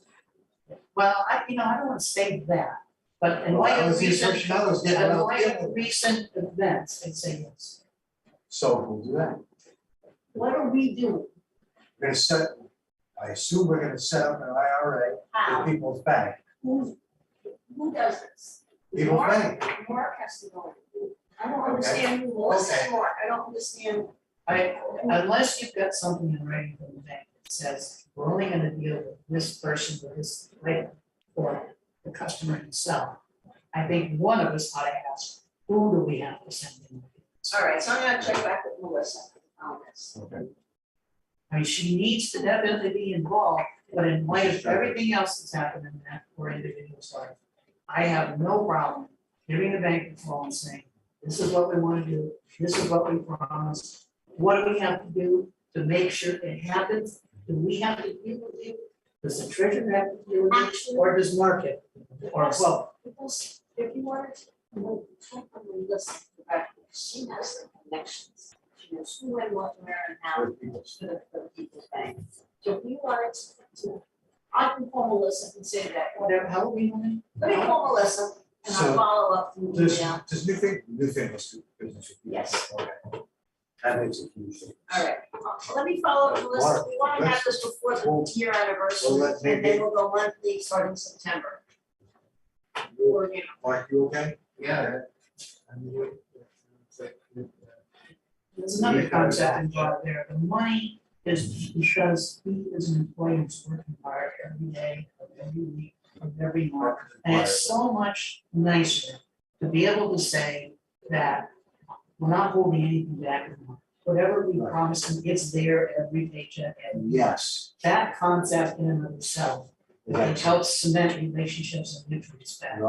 and I do think we need to, at some point, put something in writing. And I do think that this summer, I would like to look at the evaluation procedure, which we don't have done in any point that people here now. But we need to- I know it's more work, but we have no We're good at that. evaluation procedures. No. And Well, we'll ask for that. Great at that. All right, Okay. Iris, I'm listening. next item on here, so we'll follow up with Melissa and I'll share with everybody what she says. Status for steeple painting, yay, next week, Wednesday, he's going to be coming down to paint. He's still doing these in Washington State, finishing up a government job up there. He was in Texas before, he apologized for being not as communicative as I needed him to be, but he's definitely coming. He has the 60-foot lift. It will be delivered here. I talked to him about the Kerry Warren asked if there's a place that he could not reach or saw at whatever. Kerry Warren asked if there's a repair that he can make using the guy's list. And he said, fine, no problem, I'll connect with you today. We'll be starting next Wednesday morning. Then Boston for that church. Was there? Is there what, I don't remember, what's it, what Yes. Yeah. Okay. Because you got, I guess I have a question. What is it that needs to be repaired? And A see, bat, a hole that can be used by bats. Good, thank you. We still want to consider, And Greg Glenn said, I could use Bondo and close up any hole, however, if the carpenter who did it initially would like to do it himself. but we're still, not for now, review down the road about the ceiling of the building in the back of the bank. All right, so Steve will pay. Next one, status for around schoolhouse window repair. It has been repaired. It was repaired last week, and I don't think the bill is in yet, but I'll check the board. Yeah, because well, we need to be, I looked at the other day, it's okay. I looked at it inside. I am, Yeah. not sure about the quality of it, so it's like. not. I was like, she wants the whole window. Yeah, it looks really nice, she did a good job. I guess another question I have is this person gonna be subject to the same requirements for all the other things? Non-employee, insurance binder, all Bar this. report, it's not, It's it's a a small minor, amount. it was a minor, it's not over $1,000. So not a problem. Good, thank you. All right, status for securing the generator at town hall. Now, Mark, that's your question. The generator, securing the generator. We brought that up at last meeting. We wanted everybody. Nothing's been done since the last meeting. Right, so it's still chained out here to Yes, the rail. yes, but, we extended, we talked about the plan. Like I said, swing for systems, I guess. Yeah, well, yeah, I'm really willing and ready to help whatever you think is best, whatever you want. Yeah. I mean, I've got, like I said, I've got everything finished, just need to take care of that. I've been using some Saturdays, going for the site school jobs and, this past Saturday, my mom had her class. Oh, no. Sorry, your mom did? So I spent the last 4 days there. Sure. I'm not using that as an excuse, I'm just saying that, fill in some. I'm sorry, but the sound has just gone really bad. Mark was just explaining that, his Personally. some personal concerns about getting all of his hours in, but it's okay. There was discussion.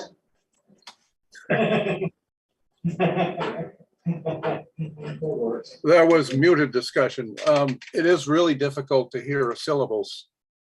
If Okay, you want to speak slowly and clearly, I think. okay. All right. Mike's over there.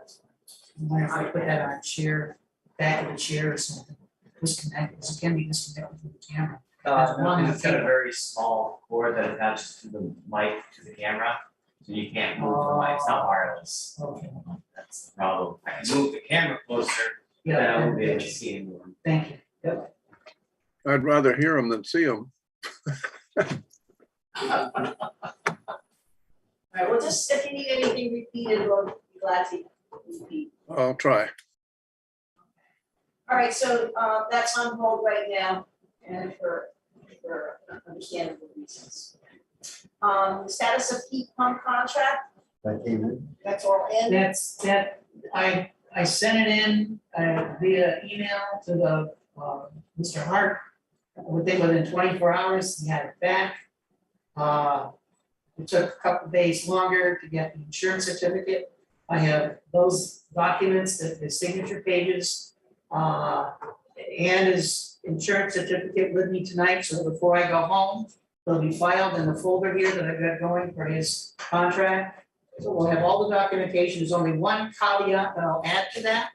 When I reviewed the VLCT documents, they're referred to an LLC as being a type of corporation. When I looked at to formally acknowledge and accept the W-9 form, it turns out there is such a thing as a one-member LLC, and it's the owner. So I may have to ask him to sign the non-employee document. I've got to look at the contract to see if it's covered in there already. If not, whatever of one of two potential documents he might have to sign, if they're not addressed within the contract, I will take care of it tomorrow so that we have them back hopefully by the close of business Friday or early next week.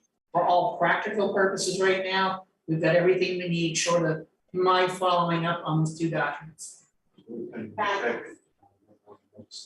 He's ready to go, and I believe he's on the accounts payable list for us to to send the check.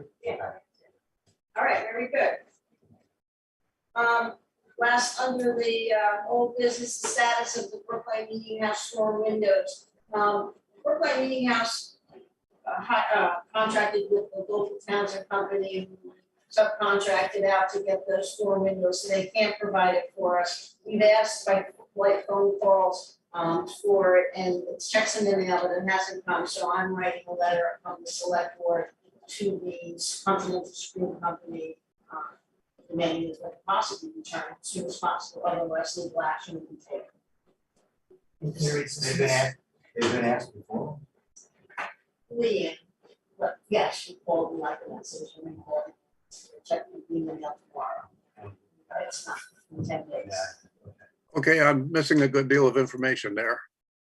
Okay, the Brookline Meeting House storm window deposit has not been refunded to the town. And Dorothy Maggio is going to write a letter to the Continental Screen Company demanding the refund of the deposit since work was not done. Got it, thanks. All right. All right, next item here is reports and updates, road supervisor report, EMAR bills, field excavator, project list, agency of natural resources we were gonna talk about. And then I have some things about FEMA. And I sent you a text message that Dan from Alta has the mower arm, and give him a call tomorrow. I did catch that. Okay. I called for Dave, was able to connect with him, and they just received the mowing attachment at their company. They were gonna go through it, make sure it's all in good working order, and then contact you next week to make an appointment. You'll be using it for a week. I'm thinking a week will be a good. And when's the last day that you have to leave this? On the 8th of July, and it was a 6-week rent. So 1, 2, 3, 4, 5, 19th. August 19th. Okay. I'm gonna show you something, Mark. Month.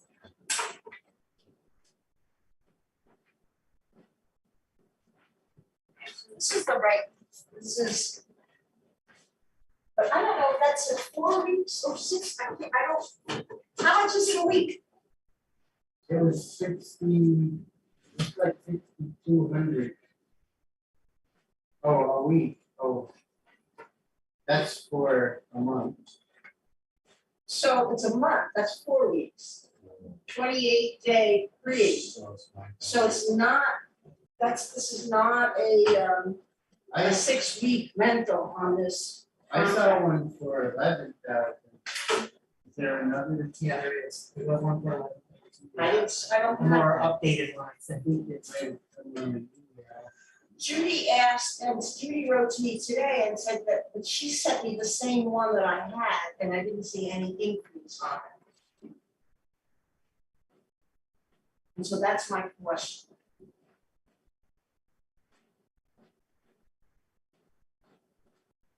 No, this somehow I think, I know the one Mark is talking about, it has a different format than this, I think. I would like to print that out at home tonight and send it along to everybody else, including Mark. The total on that one, as Mark said, it was somewhere close between $11,000 and $12,000. It's missing three thousand here. And I have a sense it might be the other 2 weeks. Well, that's what I didn't want us to think we're getting it for 6, that they're gonna take it back after 4. Yeah. So I wanna make sure we have it for 6, and I wanna make sure that we know the cost for the mowing arm that we're gonna use too. I don't know what that cost is. Do you remember, I want to say 1,500, but I could be wrong. It was 1,000 to deliver, 1,500 is 25, and then 6 weeks, I think, is somewhere in the 8,000 to 9,000 category, and it all tallied up over 11,000. That makes better sense because this looks like it was just 28 days or something here. Yeah, I'm not worried And about it's all looking that I can't say without seeing it. I know it looked more like filling with a little over 11,000. If you could send that, if you do have it, you can send it back, that would be great, because this way I can reply to Judy. She said something about the amount of the bill was more than what we had noted, but she sent me the same $8,100 invoice, so I was confused. All right, go ahead. Okay. So with that, the machine is working great. There's a new sales representative that showed up to, they usually send a person to refresh, show you how to operate our function. Very nice guy. And as soon as he was done, I went to using it. And, accomplished quite a bit of stuff. I've been working on cleaning folders that very much needed cleaning, making runouts that silted in, removing dead trees from roadsides. I also started to clean ditches and then doing some stone lines to meet our segment requirements. Feel like I've already made good enough progress there. I've done work on Putney Mountain, First Road, Parker Road, Whitney Hill, Athens.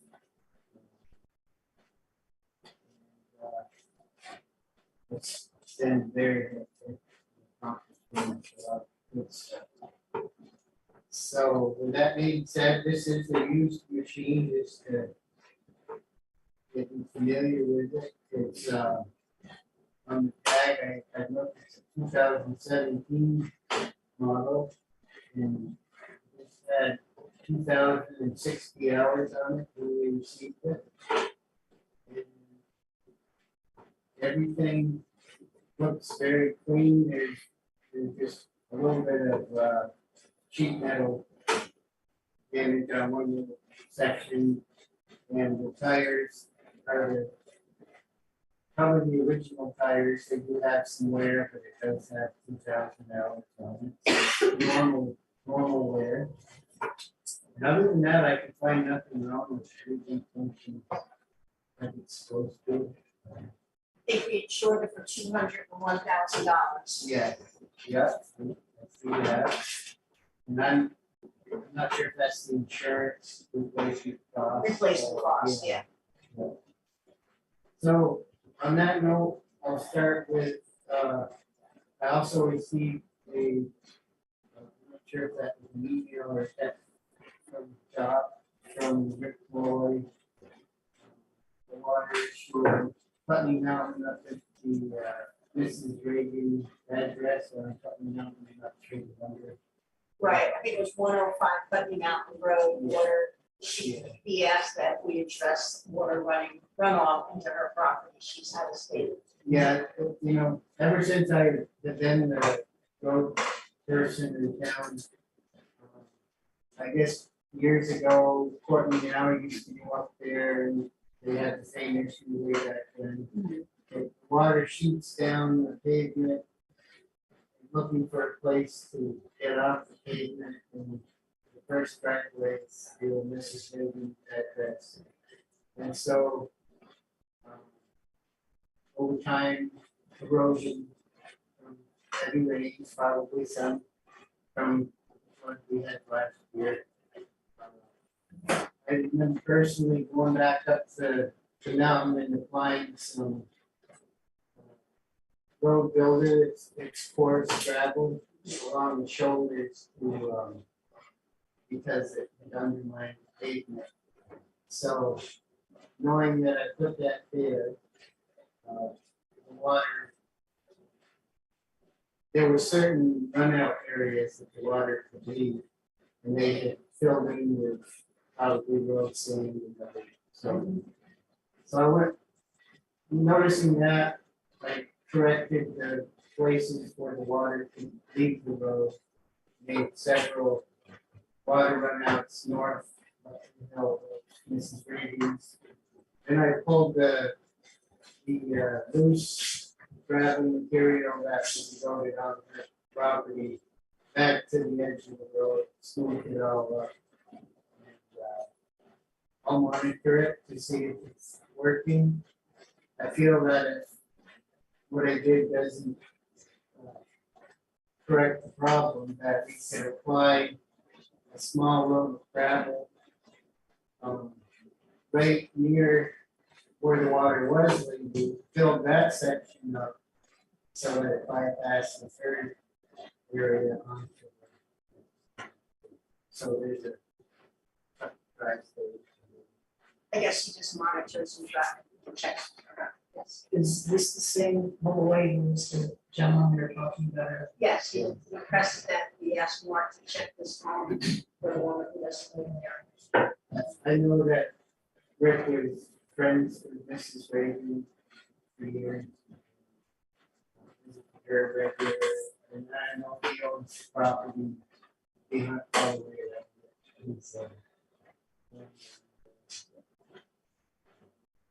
So did you get calls? That's it.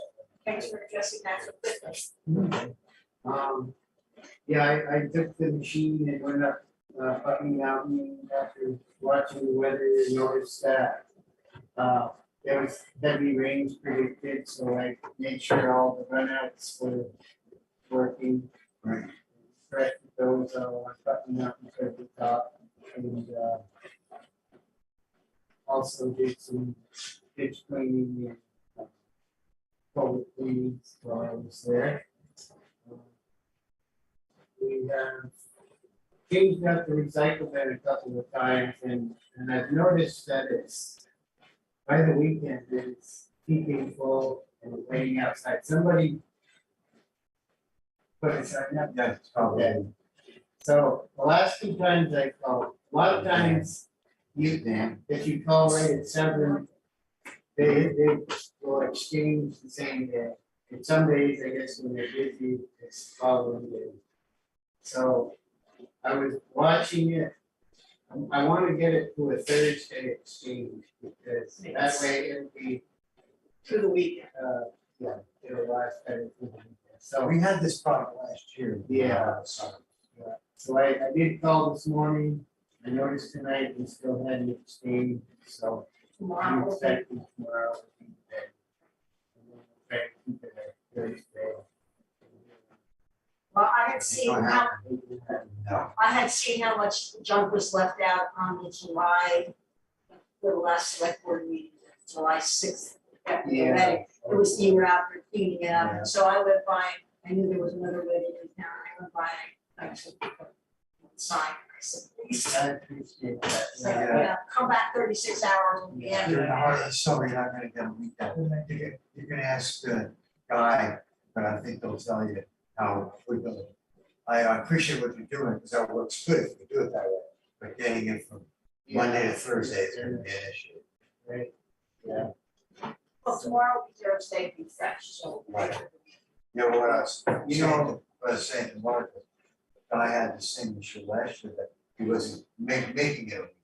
He had to, he Oh, had to right. replace it, so at a certain Remember, point, we also got two two Oh, that's- days there for a while, or a while ago. Yeah, so I'm talking about that, because I remember him having to shortcut, so to speak, which I appreciate what you're trying to do. Yeah, well, It's predictable for me, because I'm going to stuff jump.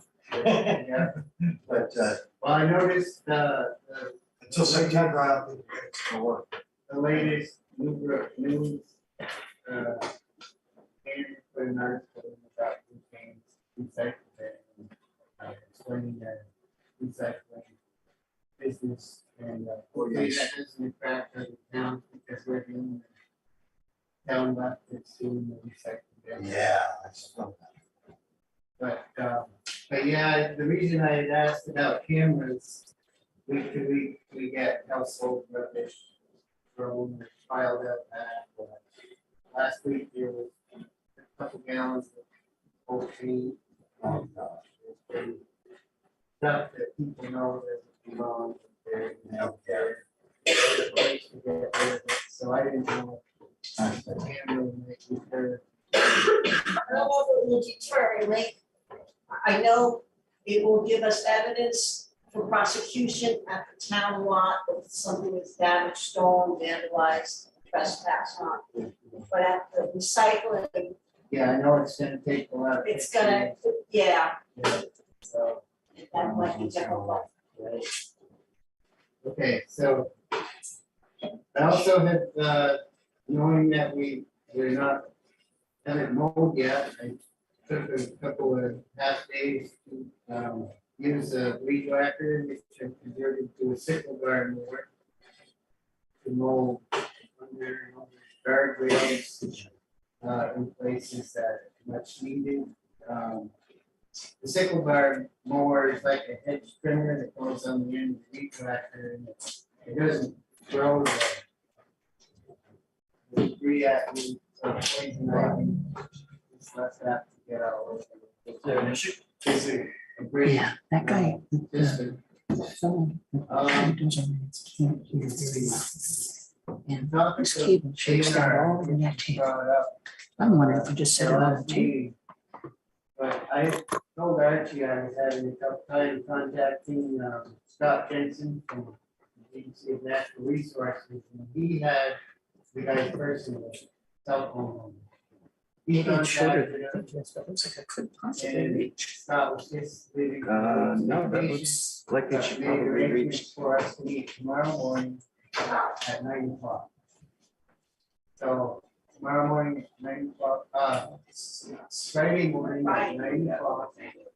We're going to visit the sites that are in question for psychedelic studies and permits to complete flood damaged areas.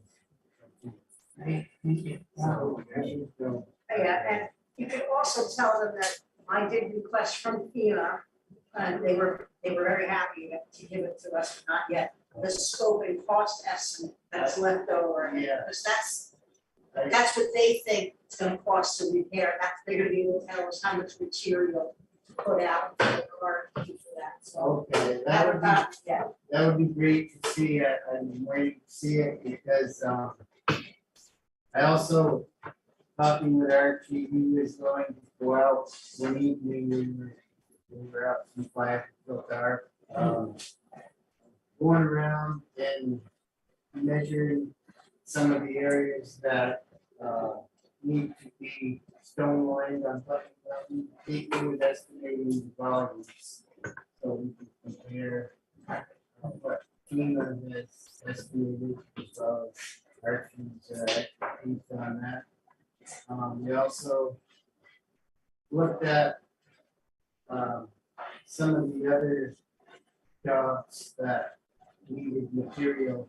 On Holland Hill, an unfinished flood repair project was there needs to be like another 6-inch gravel application to the other end of Bennett Road, where the culvert washed out. When we measured, it was like 750 feet roughly of gravel that needs to be applied in that repaired section. So we have that, I'm not sure if FEMA has the same measurement. I'm gonna write that over here, I'll write to Mel tomorrow. Uh, Ask him about that. was also gonna go there with A&R. One of the representatives, inspectors from FEMA, mentioned that the culvert that got pushed out of its, site during the flood up there in Holland Hill. He felt it's undersized, and I guess they measured the brook bed where the actual water keeps it. No, we need to go. And by doing that, he felt that culvert was undersized, that it should need a hydraulic study to determine the upgraded size culvert. So this Scott Jensen also does hydraulic study. State taxing, so rather than we wait 6 months to get it, he can run one right. So we're gonna take them to these areas who are getting. Would you charge for that? It's a part of the service that we provide. I'm thinking because it's through the state, I believe there's gonna be a fee that it's just very generous. Take that. Ask that question. Just don't want to be assuming that without asking because Yeah, well, any of us to be surprised down the road. yeah, no, I know he came and looked at, when I was the road commissioner, we had him come in and give us an overview, and he gave us a permit and okay to clean out the brook on First Road. So it's not been danger flooding the road, causing a milky entrance to First Road. And I never hearing things there.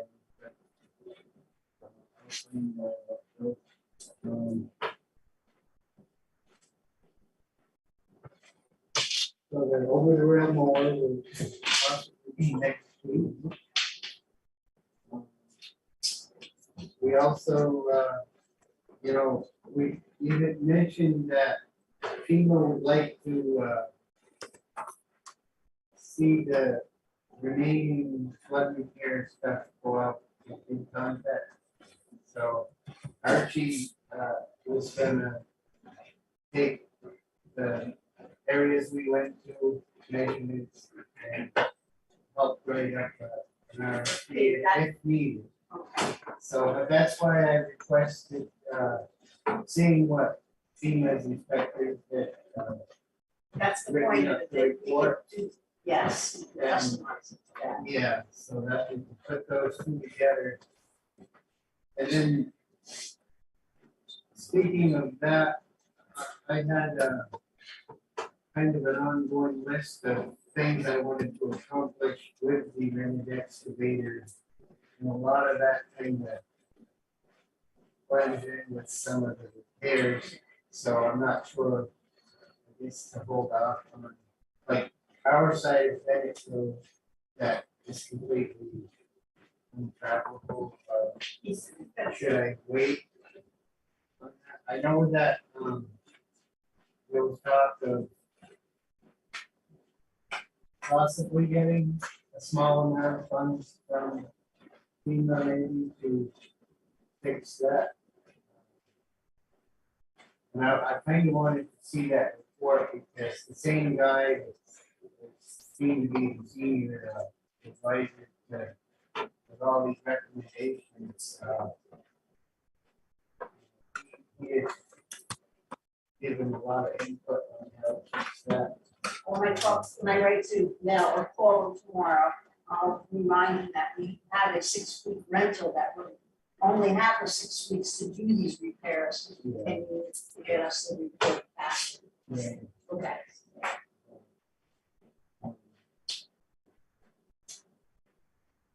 So we have several culverts that are included with the flood damage. So those several culverts are all 18-inch diameter which I am planning to install the rest of the time left with the rental excavator.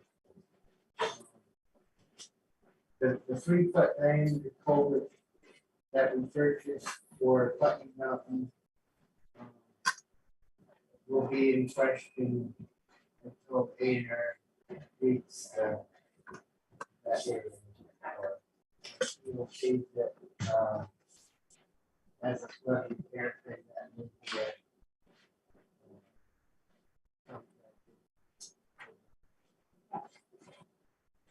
I also, as one key plan project for this summer would be the project on Hill Road, this side of the main power line.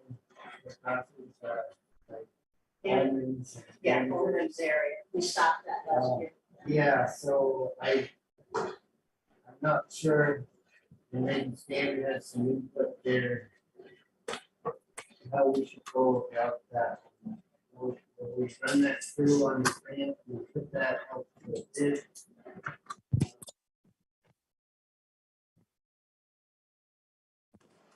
Parks with your hydraulic hammer that chisels the ledge.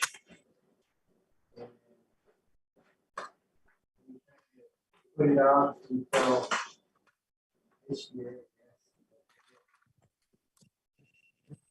I'm not getting a lot of,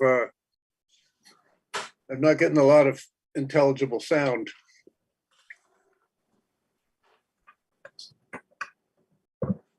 Move the microphone. Yeah.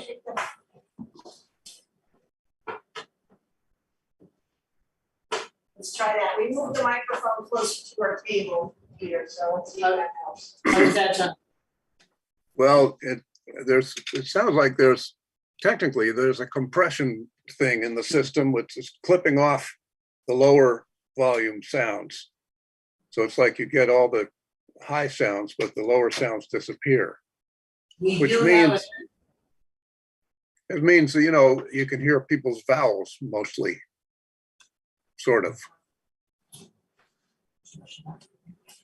I don't know if it's the air conditioner, I think it's yeah. So to finish the project on Hill Road, I had gotten an estimate for the completion of the project in that area for ditching and drainage. And it was under purchase policy at the time, but we had waited due to lack of funding. The project is still in need of finishing. We possibly have grant money coming to help assist the area if we use it there.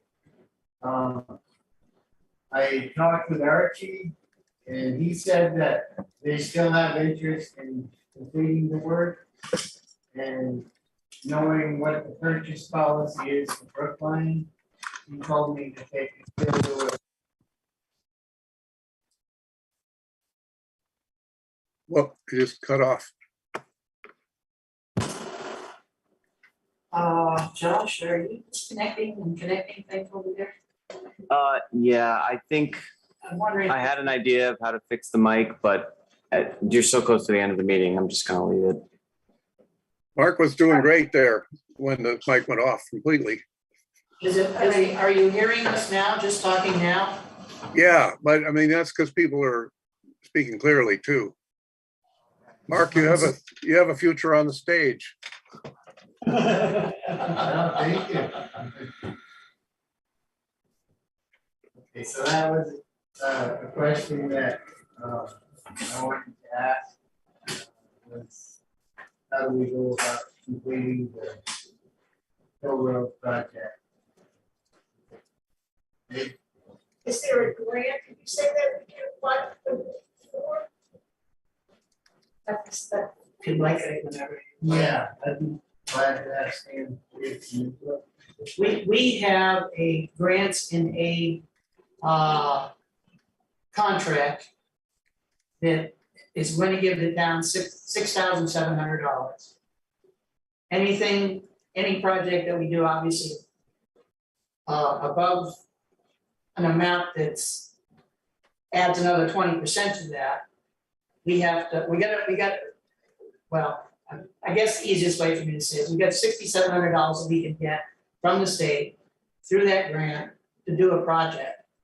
Now, when we went around with Jeff Nugent from Wyndham Regional, I somehow had the impression that that particular project on Hill Road was earmarked for that $6,700. The quote a year ago, I think, was 58 or 59. So we can build into that a little more in terms of gas costs, and it may be about what we need, but whatever we do, if it's less than that 6790, obviously we don't get the 6,700, and of course we are obligated to pay 20% of whatever it costs. So I am glad we're having this conversation, because I've been wondering the last couple of weeks with that piece of equipment coming, just what project on the number of things that we needed to do that we should apply this $6,700. And so I think just the concept of it, the money is available. If we don't complete the project by the 30th of September, we lose the $6,700 grant. So somehow between now and September 30th, we need to decide which project, do an RFP, and assuming that something comes in that's reasonable, figure what our share is above the $6,700 that we need to kick in to make it happen. And I haven't had any conversations with either you or Archie to decide what it is, or the select board, what it is that we want to do for a project to use that money. So now's an opportune time, because if we're going to put an RFP out, there's 2 to 3 weeks. And we're that much closer to the using up the rest of this month and the early part of August, which only gives us about 45 days or a little longer to get the project going and done. So it's something that needs to happen soon. The bottom line is, I don't think I'm in a position to make that decision. I would much rather have a consensus of all the players in that to decide where to go. So the question, I guess, becomes, based on, I'm sitting here thinking out loud, is of the people who are familiar with past projects and costs, what on the list of things that we need to do for V-Trans and Wyndham Regional can we accomplish with that money without an exorbitant amount of additional cost by the town? And at this point, I don't have an answer. I don't know what other projects Mark and or Archie or anyone else has in mind to know where this project on Hill Road fits. So I don't know if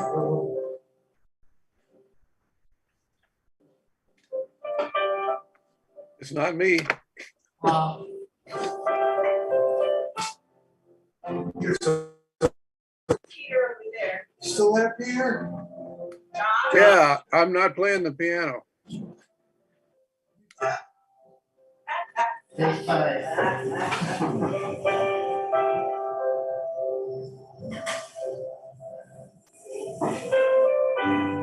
we have a problem. All of a sudden music started playing. You do.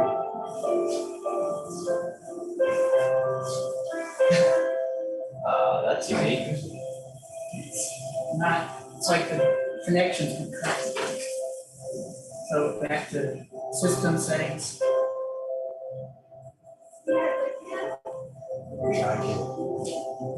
Wish I did. I had Can you turn the volume down on this? I killed myself. He was good. He played piano like a president. Just like Parkinson's out.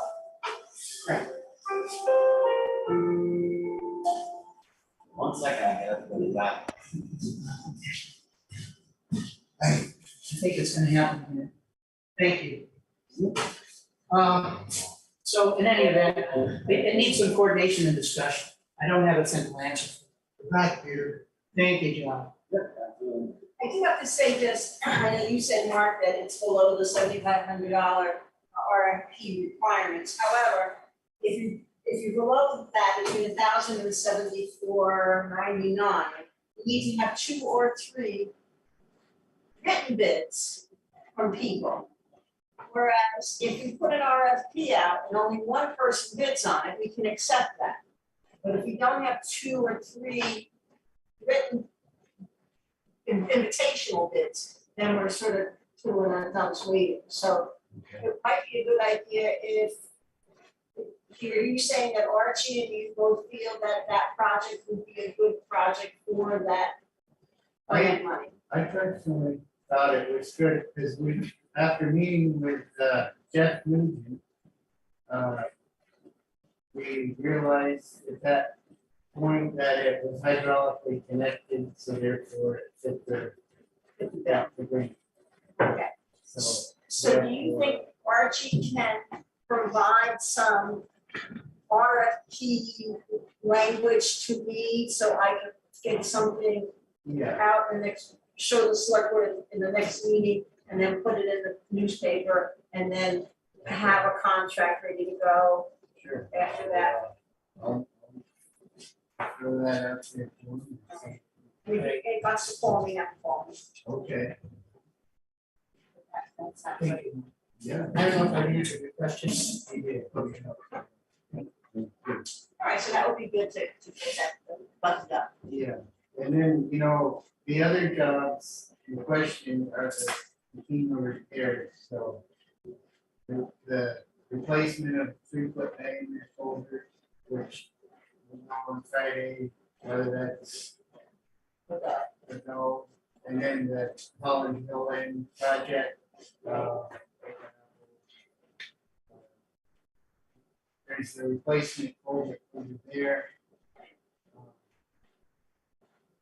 So there's a handful of projects that, if I knew more, Start I could plan. go to some of these things, like the ditching, the buttoning out.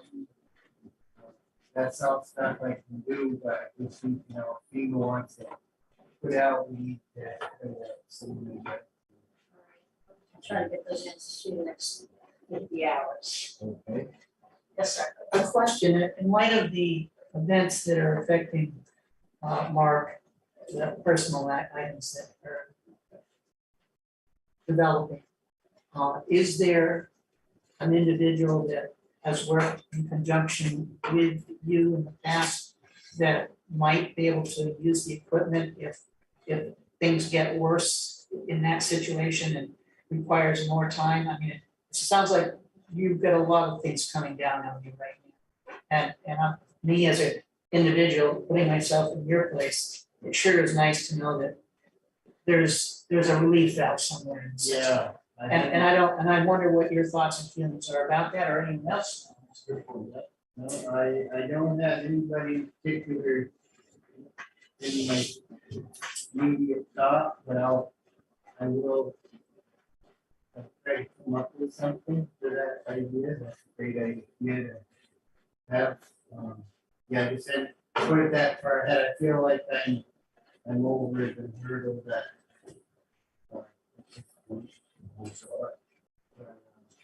Yeah, that's an actual good thing to have. Yeah, I had to say that, I think probably it's been in other people's minds too.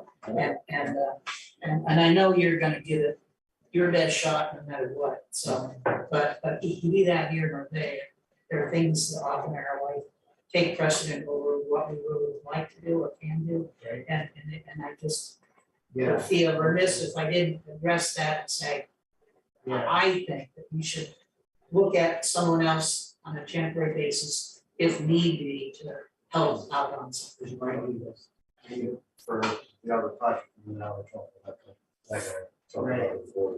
yeah, We'll talk about that here. okay. Yeah, I will. Okay, thank you. No, I believe that makes everything. All right, I just left here, if you have any questions, these are documents that I had to send to FEMA in before I signed off on those bids, and they're all together in a binder, so. I moved down to, I was in grants, and I did want to show you that I printed off a Vermont grants and aids invoicing spreadsheet. I saw that with the links that I was, emails I got. I don't know if that's something that would be helpful. Oh, yes, it would be very helpful. Getting on here. People think I'm worried if I turn the other side around. Is this on a particular website? It was a link to one of those, I get these ads from AOT and this and that, and the other, and I started looking through some and I said, oh, this looks good, no, we can have that. Oh, thank you. Yes. Wow, all right. That's very helpful. Appreciate your consideration. Other than that, other than what we just talked about, I don't have anything to add. I had to go up to, I guess I will say this, I had to go to, Bellows Falls this morning, so I noted that, the ditching out the silt and so forth and putting in the stones is going on. I noticed it on Putnam Mountain Road, it all looked like, it looked great, everything's happening like we would like it to.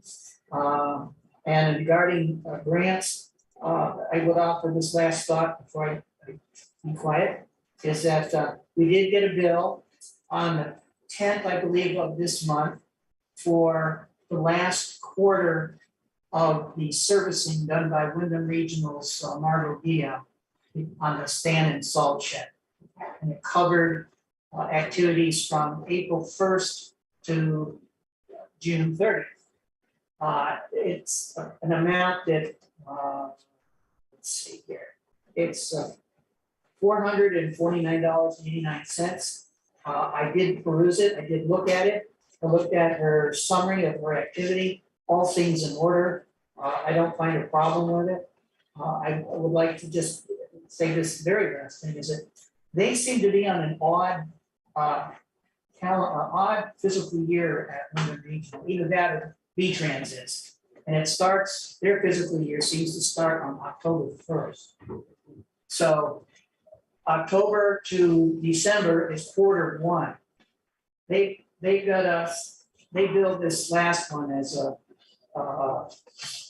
quarter three because of that. So it doesn't line up with anything. It doesn't line up with our fiscal year. It doesn't line up with an annual year. It is confusing, and if any one of you should ever have a glimpse at this, that's the rationale for it. That having been said, we're all A-okay. Anything else? Nope, nothing further I have there. Something from Guy. I'll just do briefly, health officer work, I put it in the agenda, I don't need to read it. There's 3 health officer projects that are going on and, or have gone on, one's closed. One that was with the buttons, and one's dental, and the other is a geocamp. Next we'll go on to town building commissioner. All right. First off, I received a rather nice cordial email from Gwen last weekend. Nice to build up on the radiator.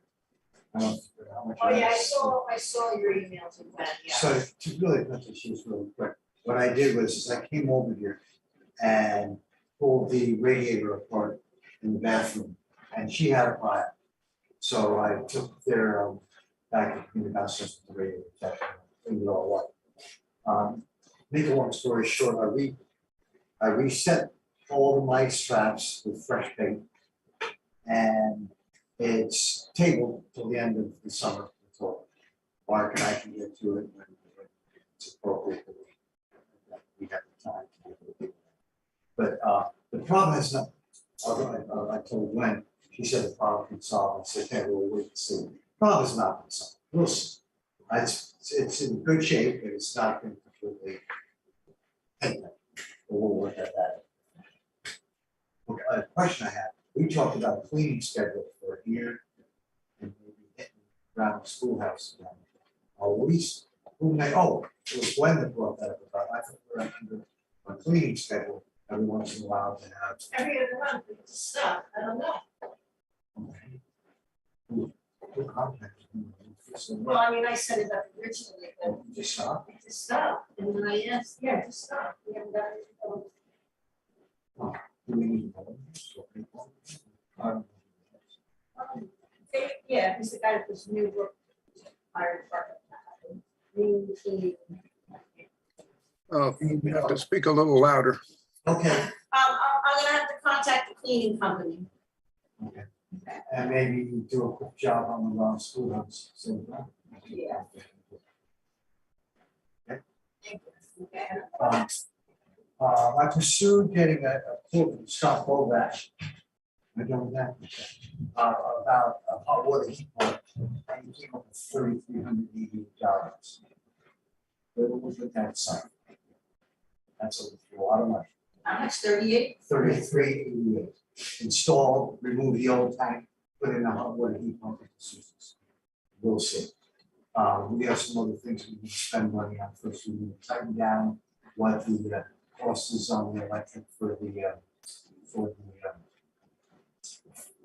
the heat pumps, heat air conditioning pumps that are going in. And I expressed his number before I asked you to commit to that number. Last week, I was doing an analysis of the kilowatt hour usage of the building. In fact, Stan was privy to that. And the next, after we spoke, Stan, I went into Susan's the next morning to, I wanted to take a look at the air handlers, because I think I had a good idea of finding out what the excessive consumption was from 4 p.m. in the afternoon to 8 a.m. in the morning, which is 56% of the consumption for the entire day for kilowatt hours, or not. So I went in the building, and the only person there was Scott, was Tom, which is Aaron's husband, and he said that they had an issue with the toilet down in the basement. This has happened before, 3 years or so ago, where Mark Slim's Drain had to come in and fix it, and he warned me that if the pump ever had to be replaced, there was going to be probably $1,000. Anyway, when I went downstairs, after I had the discussion with Todd, I went downstairs to look at it, and he told me what he did. So I looked at it, I was like, well, my country, I don't think this is after 3.0. This is what to do. But I was under the feeling there was not a clog, was nothing to do with it, which worried me because I thought, oh, pump's going. And that pump, where everything in the basement goes to, pumps up to the septic system. So I looked at it and I said, well, I'm going to go there, something to do it. And then at that point, went down to Bradford, did my work after home, and then I got a call from Vermont Sewer and Drain. Evidently, Stephanie had gone ahead and called Vermont Sewer and Drain, didn't tell me she was doing it. He was telling me he had already come, and now we have a $260 bill for his visit. And so I had a discussion with, his name, whom I dealt with before 3 years ago about the entire situation that was going on that was causing it. But it turns out what happened is there's a relay, a box with a relay as you go into the storage room on the left side. It's down about 15 feet or so. And he was explaining to me there was some arcing going on, some wires had melted. So basically he had fixed it through the breakers, fixed it, put up, but he said it's gonna have to be replaced. And he can't do it, it has to be done by an electrician. This all happened in the confines of Friday afternoon. So I got off the phone with him and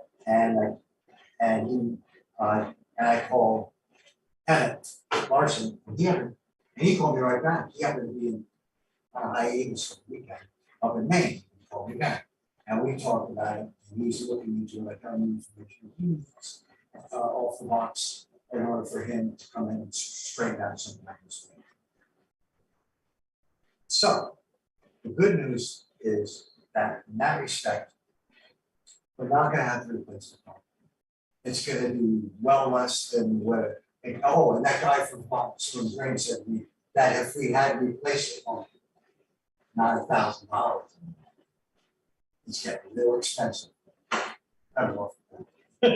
So basically what's occurring right now is Emmett Larson's gonna come back when he gets ready. He said Wednesday, we touch bases with him, and see where he's at, and he's gonna come in and fix it. Anyway, then I spoke to Stephanie about it, person to person. But when, we was on the phone, I'm sorry, it was on the phone. And she said that they had a price, we all had power outage last week. And she evidently had a series of jokes. That's bad for electricity, for electric. Yeah, we did it at my house too. I didn't have it that way. Yeah. It was just all phenomenal, I would say. Sorry, but this is extraordinarily difficult to follow. I think you ought to cut to the chase because I can't understand half of it. Sorry.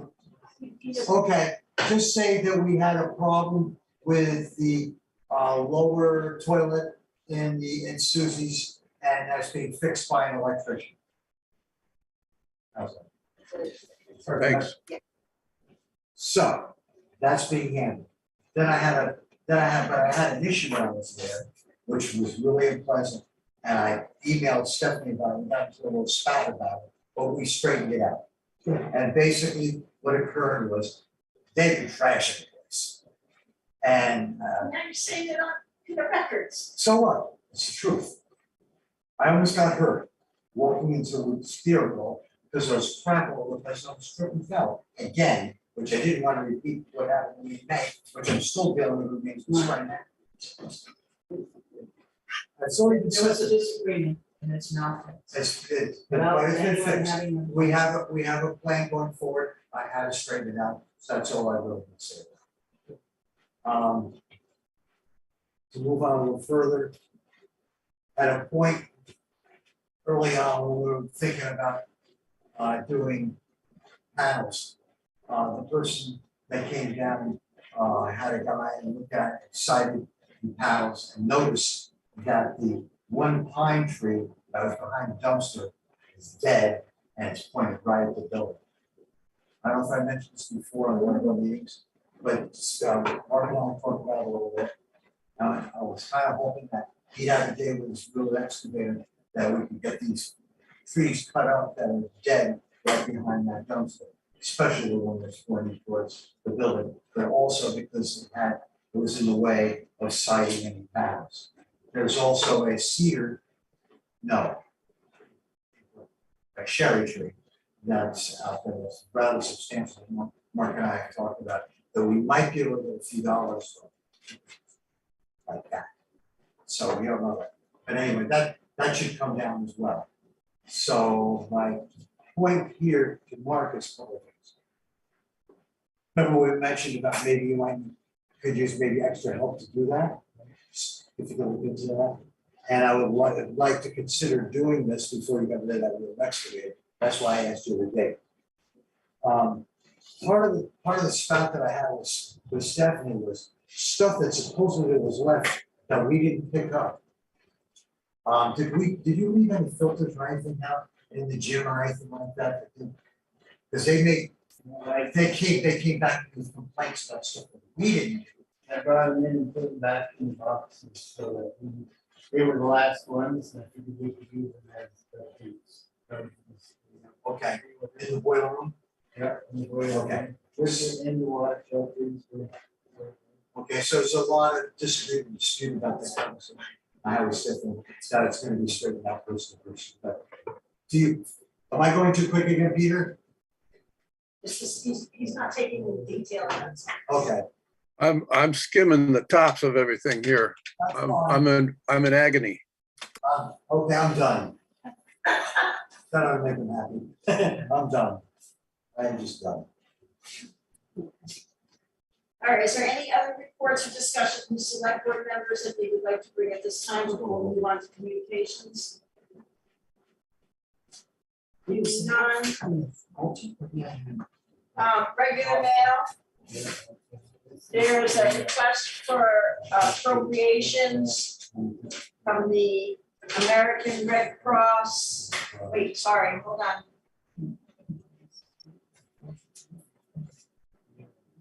Never mind, this is not a request for appropriation, request for statistics, so I'll take care of that.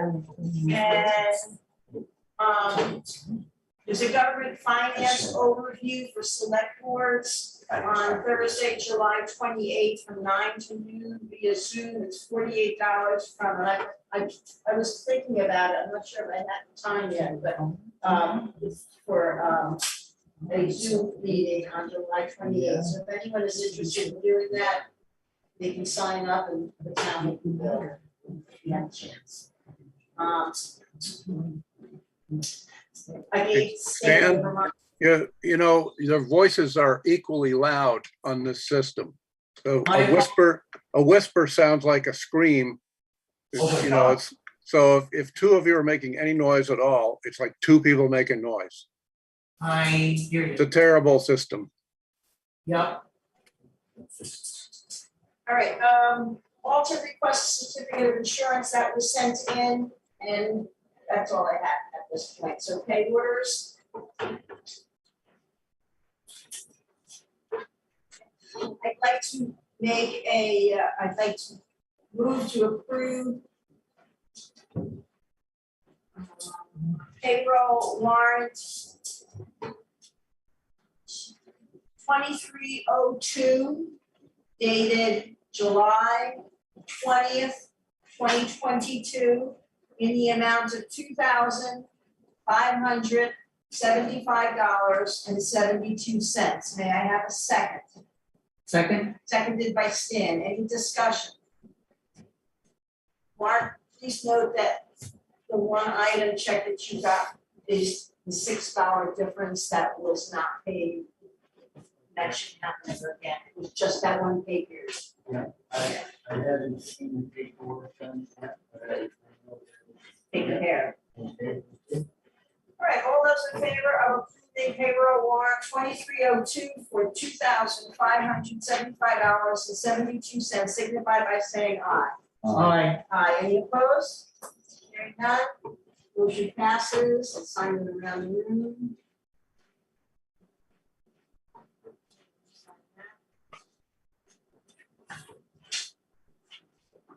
Oh, who should sign that one? I'm sorry, this is mine, I should have signed this. Here, this is what that's passing out. I'd like to make a motion to approve accounts payable warrant 2303 dated 7/20/22 in the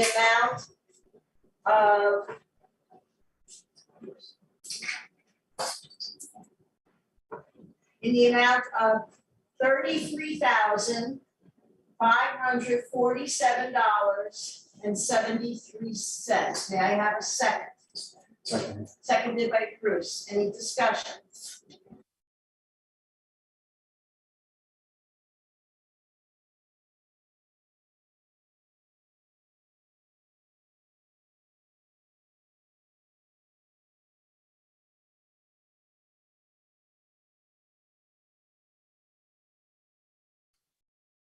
I have no signal.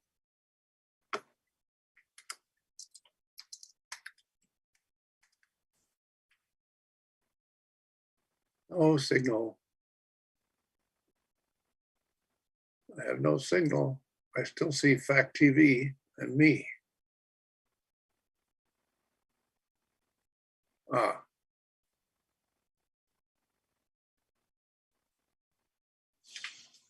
Okay.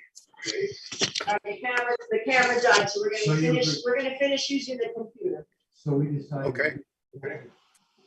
All right, we should be able to hear you, but it's from the laptop Okay, speakers, so I'll it's gonna see be. that. Oh, okay, I heard Stan's second. All right, so we are in accounts payable 2303 for $33,547.73. It has been seconded by Stan. There's discussion. Bruce, yes, we decided we are paying in half. And then if there is a rebate, then gets paid the other half I of the. explained that, and you I know, but I already can absorb the authority to them. I'm not- All right, yeah. whatever. Okay. All right, any other discussion? I want to. Hearing none, Take that motion. all those in favor of approving accounts payable warrant, Oh, I'm sorry. accounts payable warrant 2303 for $33,547.72, signify by saying aye. Aye. All in favor, any sign?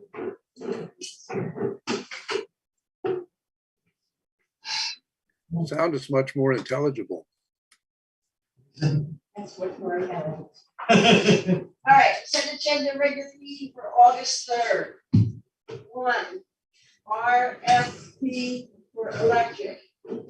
2, RFP for grant in aid project. 3, RFP winter plow. 4, RFP sand purchase. 5, We need to approve the hazardous waste policy from Westminster. I went to, we could, I was, should have brought that up earlier. I reviewed that hazardous waste, have you got, did you look at it? I sent it out on June 15th, but the day of our last meeting, I might have missed it, and it, yeah, it was 8 or 9 pages. Yeah, we had it on the agenda last time, but I since we forgot hadn't to look looked at it. at it, we just postponed it till today. So I know that we're gonna be pressed for it. I would like to motion that, well, I would like to give Dot authority to approve it based on her reading and understanding of it, because she's familiar with this kind of thing. She's done it in the past, and it looked okay to me as well. So if we can, if I can I just make a motion to approve Dot authorizing or issuing a statement that it's satisfactory to town of Brookline, to Wyndham Regional, who needs the permission. I offer that as a motion. Okay, seconded by Bruce. All those in favor of authorizing Dot to communicate with Wyndham Regional approving the hazardous mitigation plan that was submitted from Westminster West, signify by saying Aye. aye. I have reviewed it, a very impressive report. It was very, very well done. Okay. All right, any other items we'll see at another time. All right, I'm gonna make a motion that we adjourn this evening's meeting and. All right, Bruce, any You're gonna discussion? drown me out on that one. Hearing none, all those in favor of returning the meeting signify by saying aye. Aye. Aye.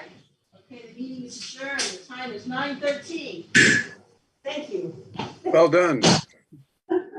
Thank you, Peter. I'm sorry for any problems I caused you, and maybe we can try to do something better for next time. I don't know what that is. Yeah, Recording stopped. Josh, thank you, Josh. Absolutely. You're a savior. So we need to go through that.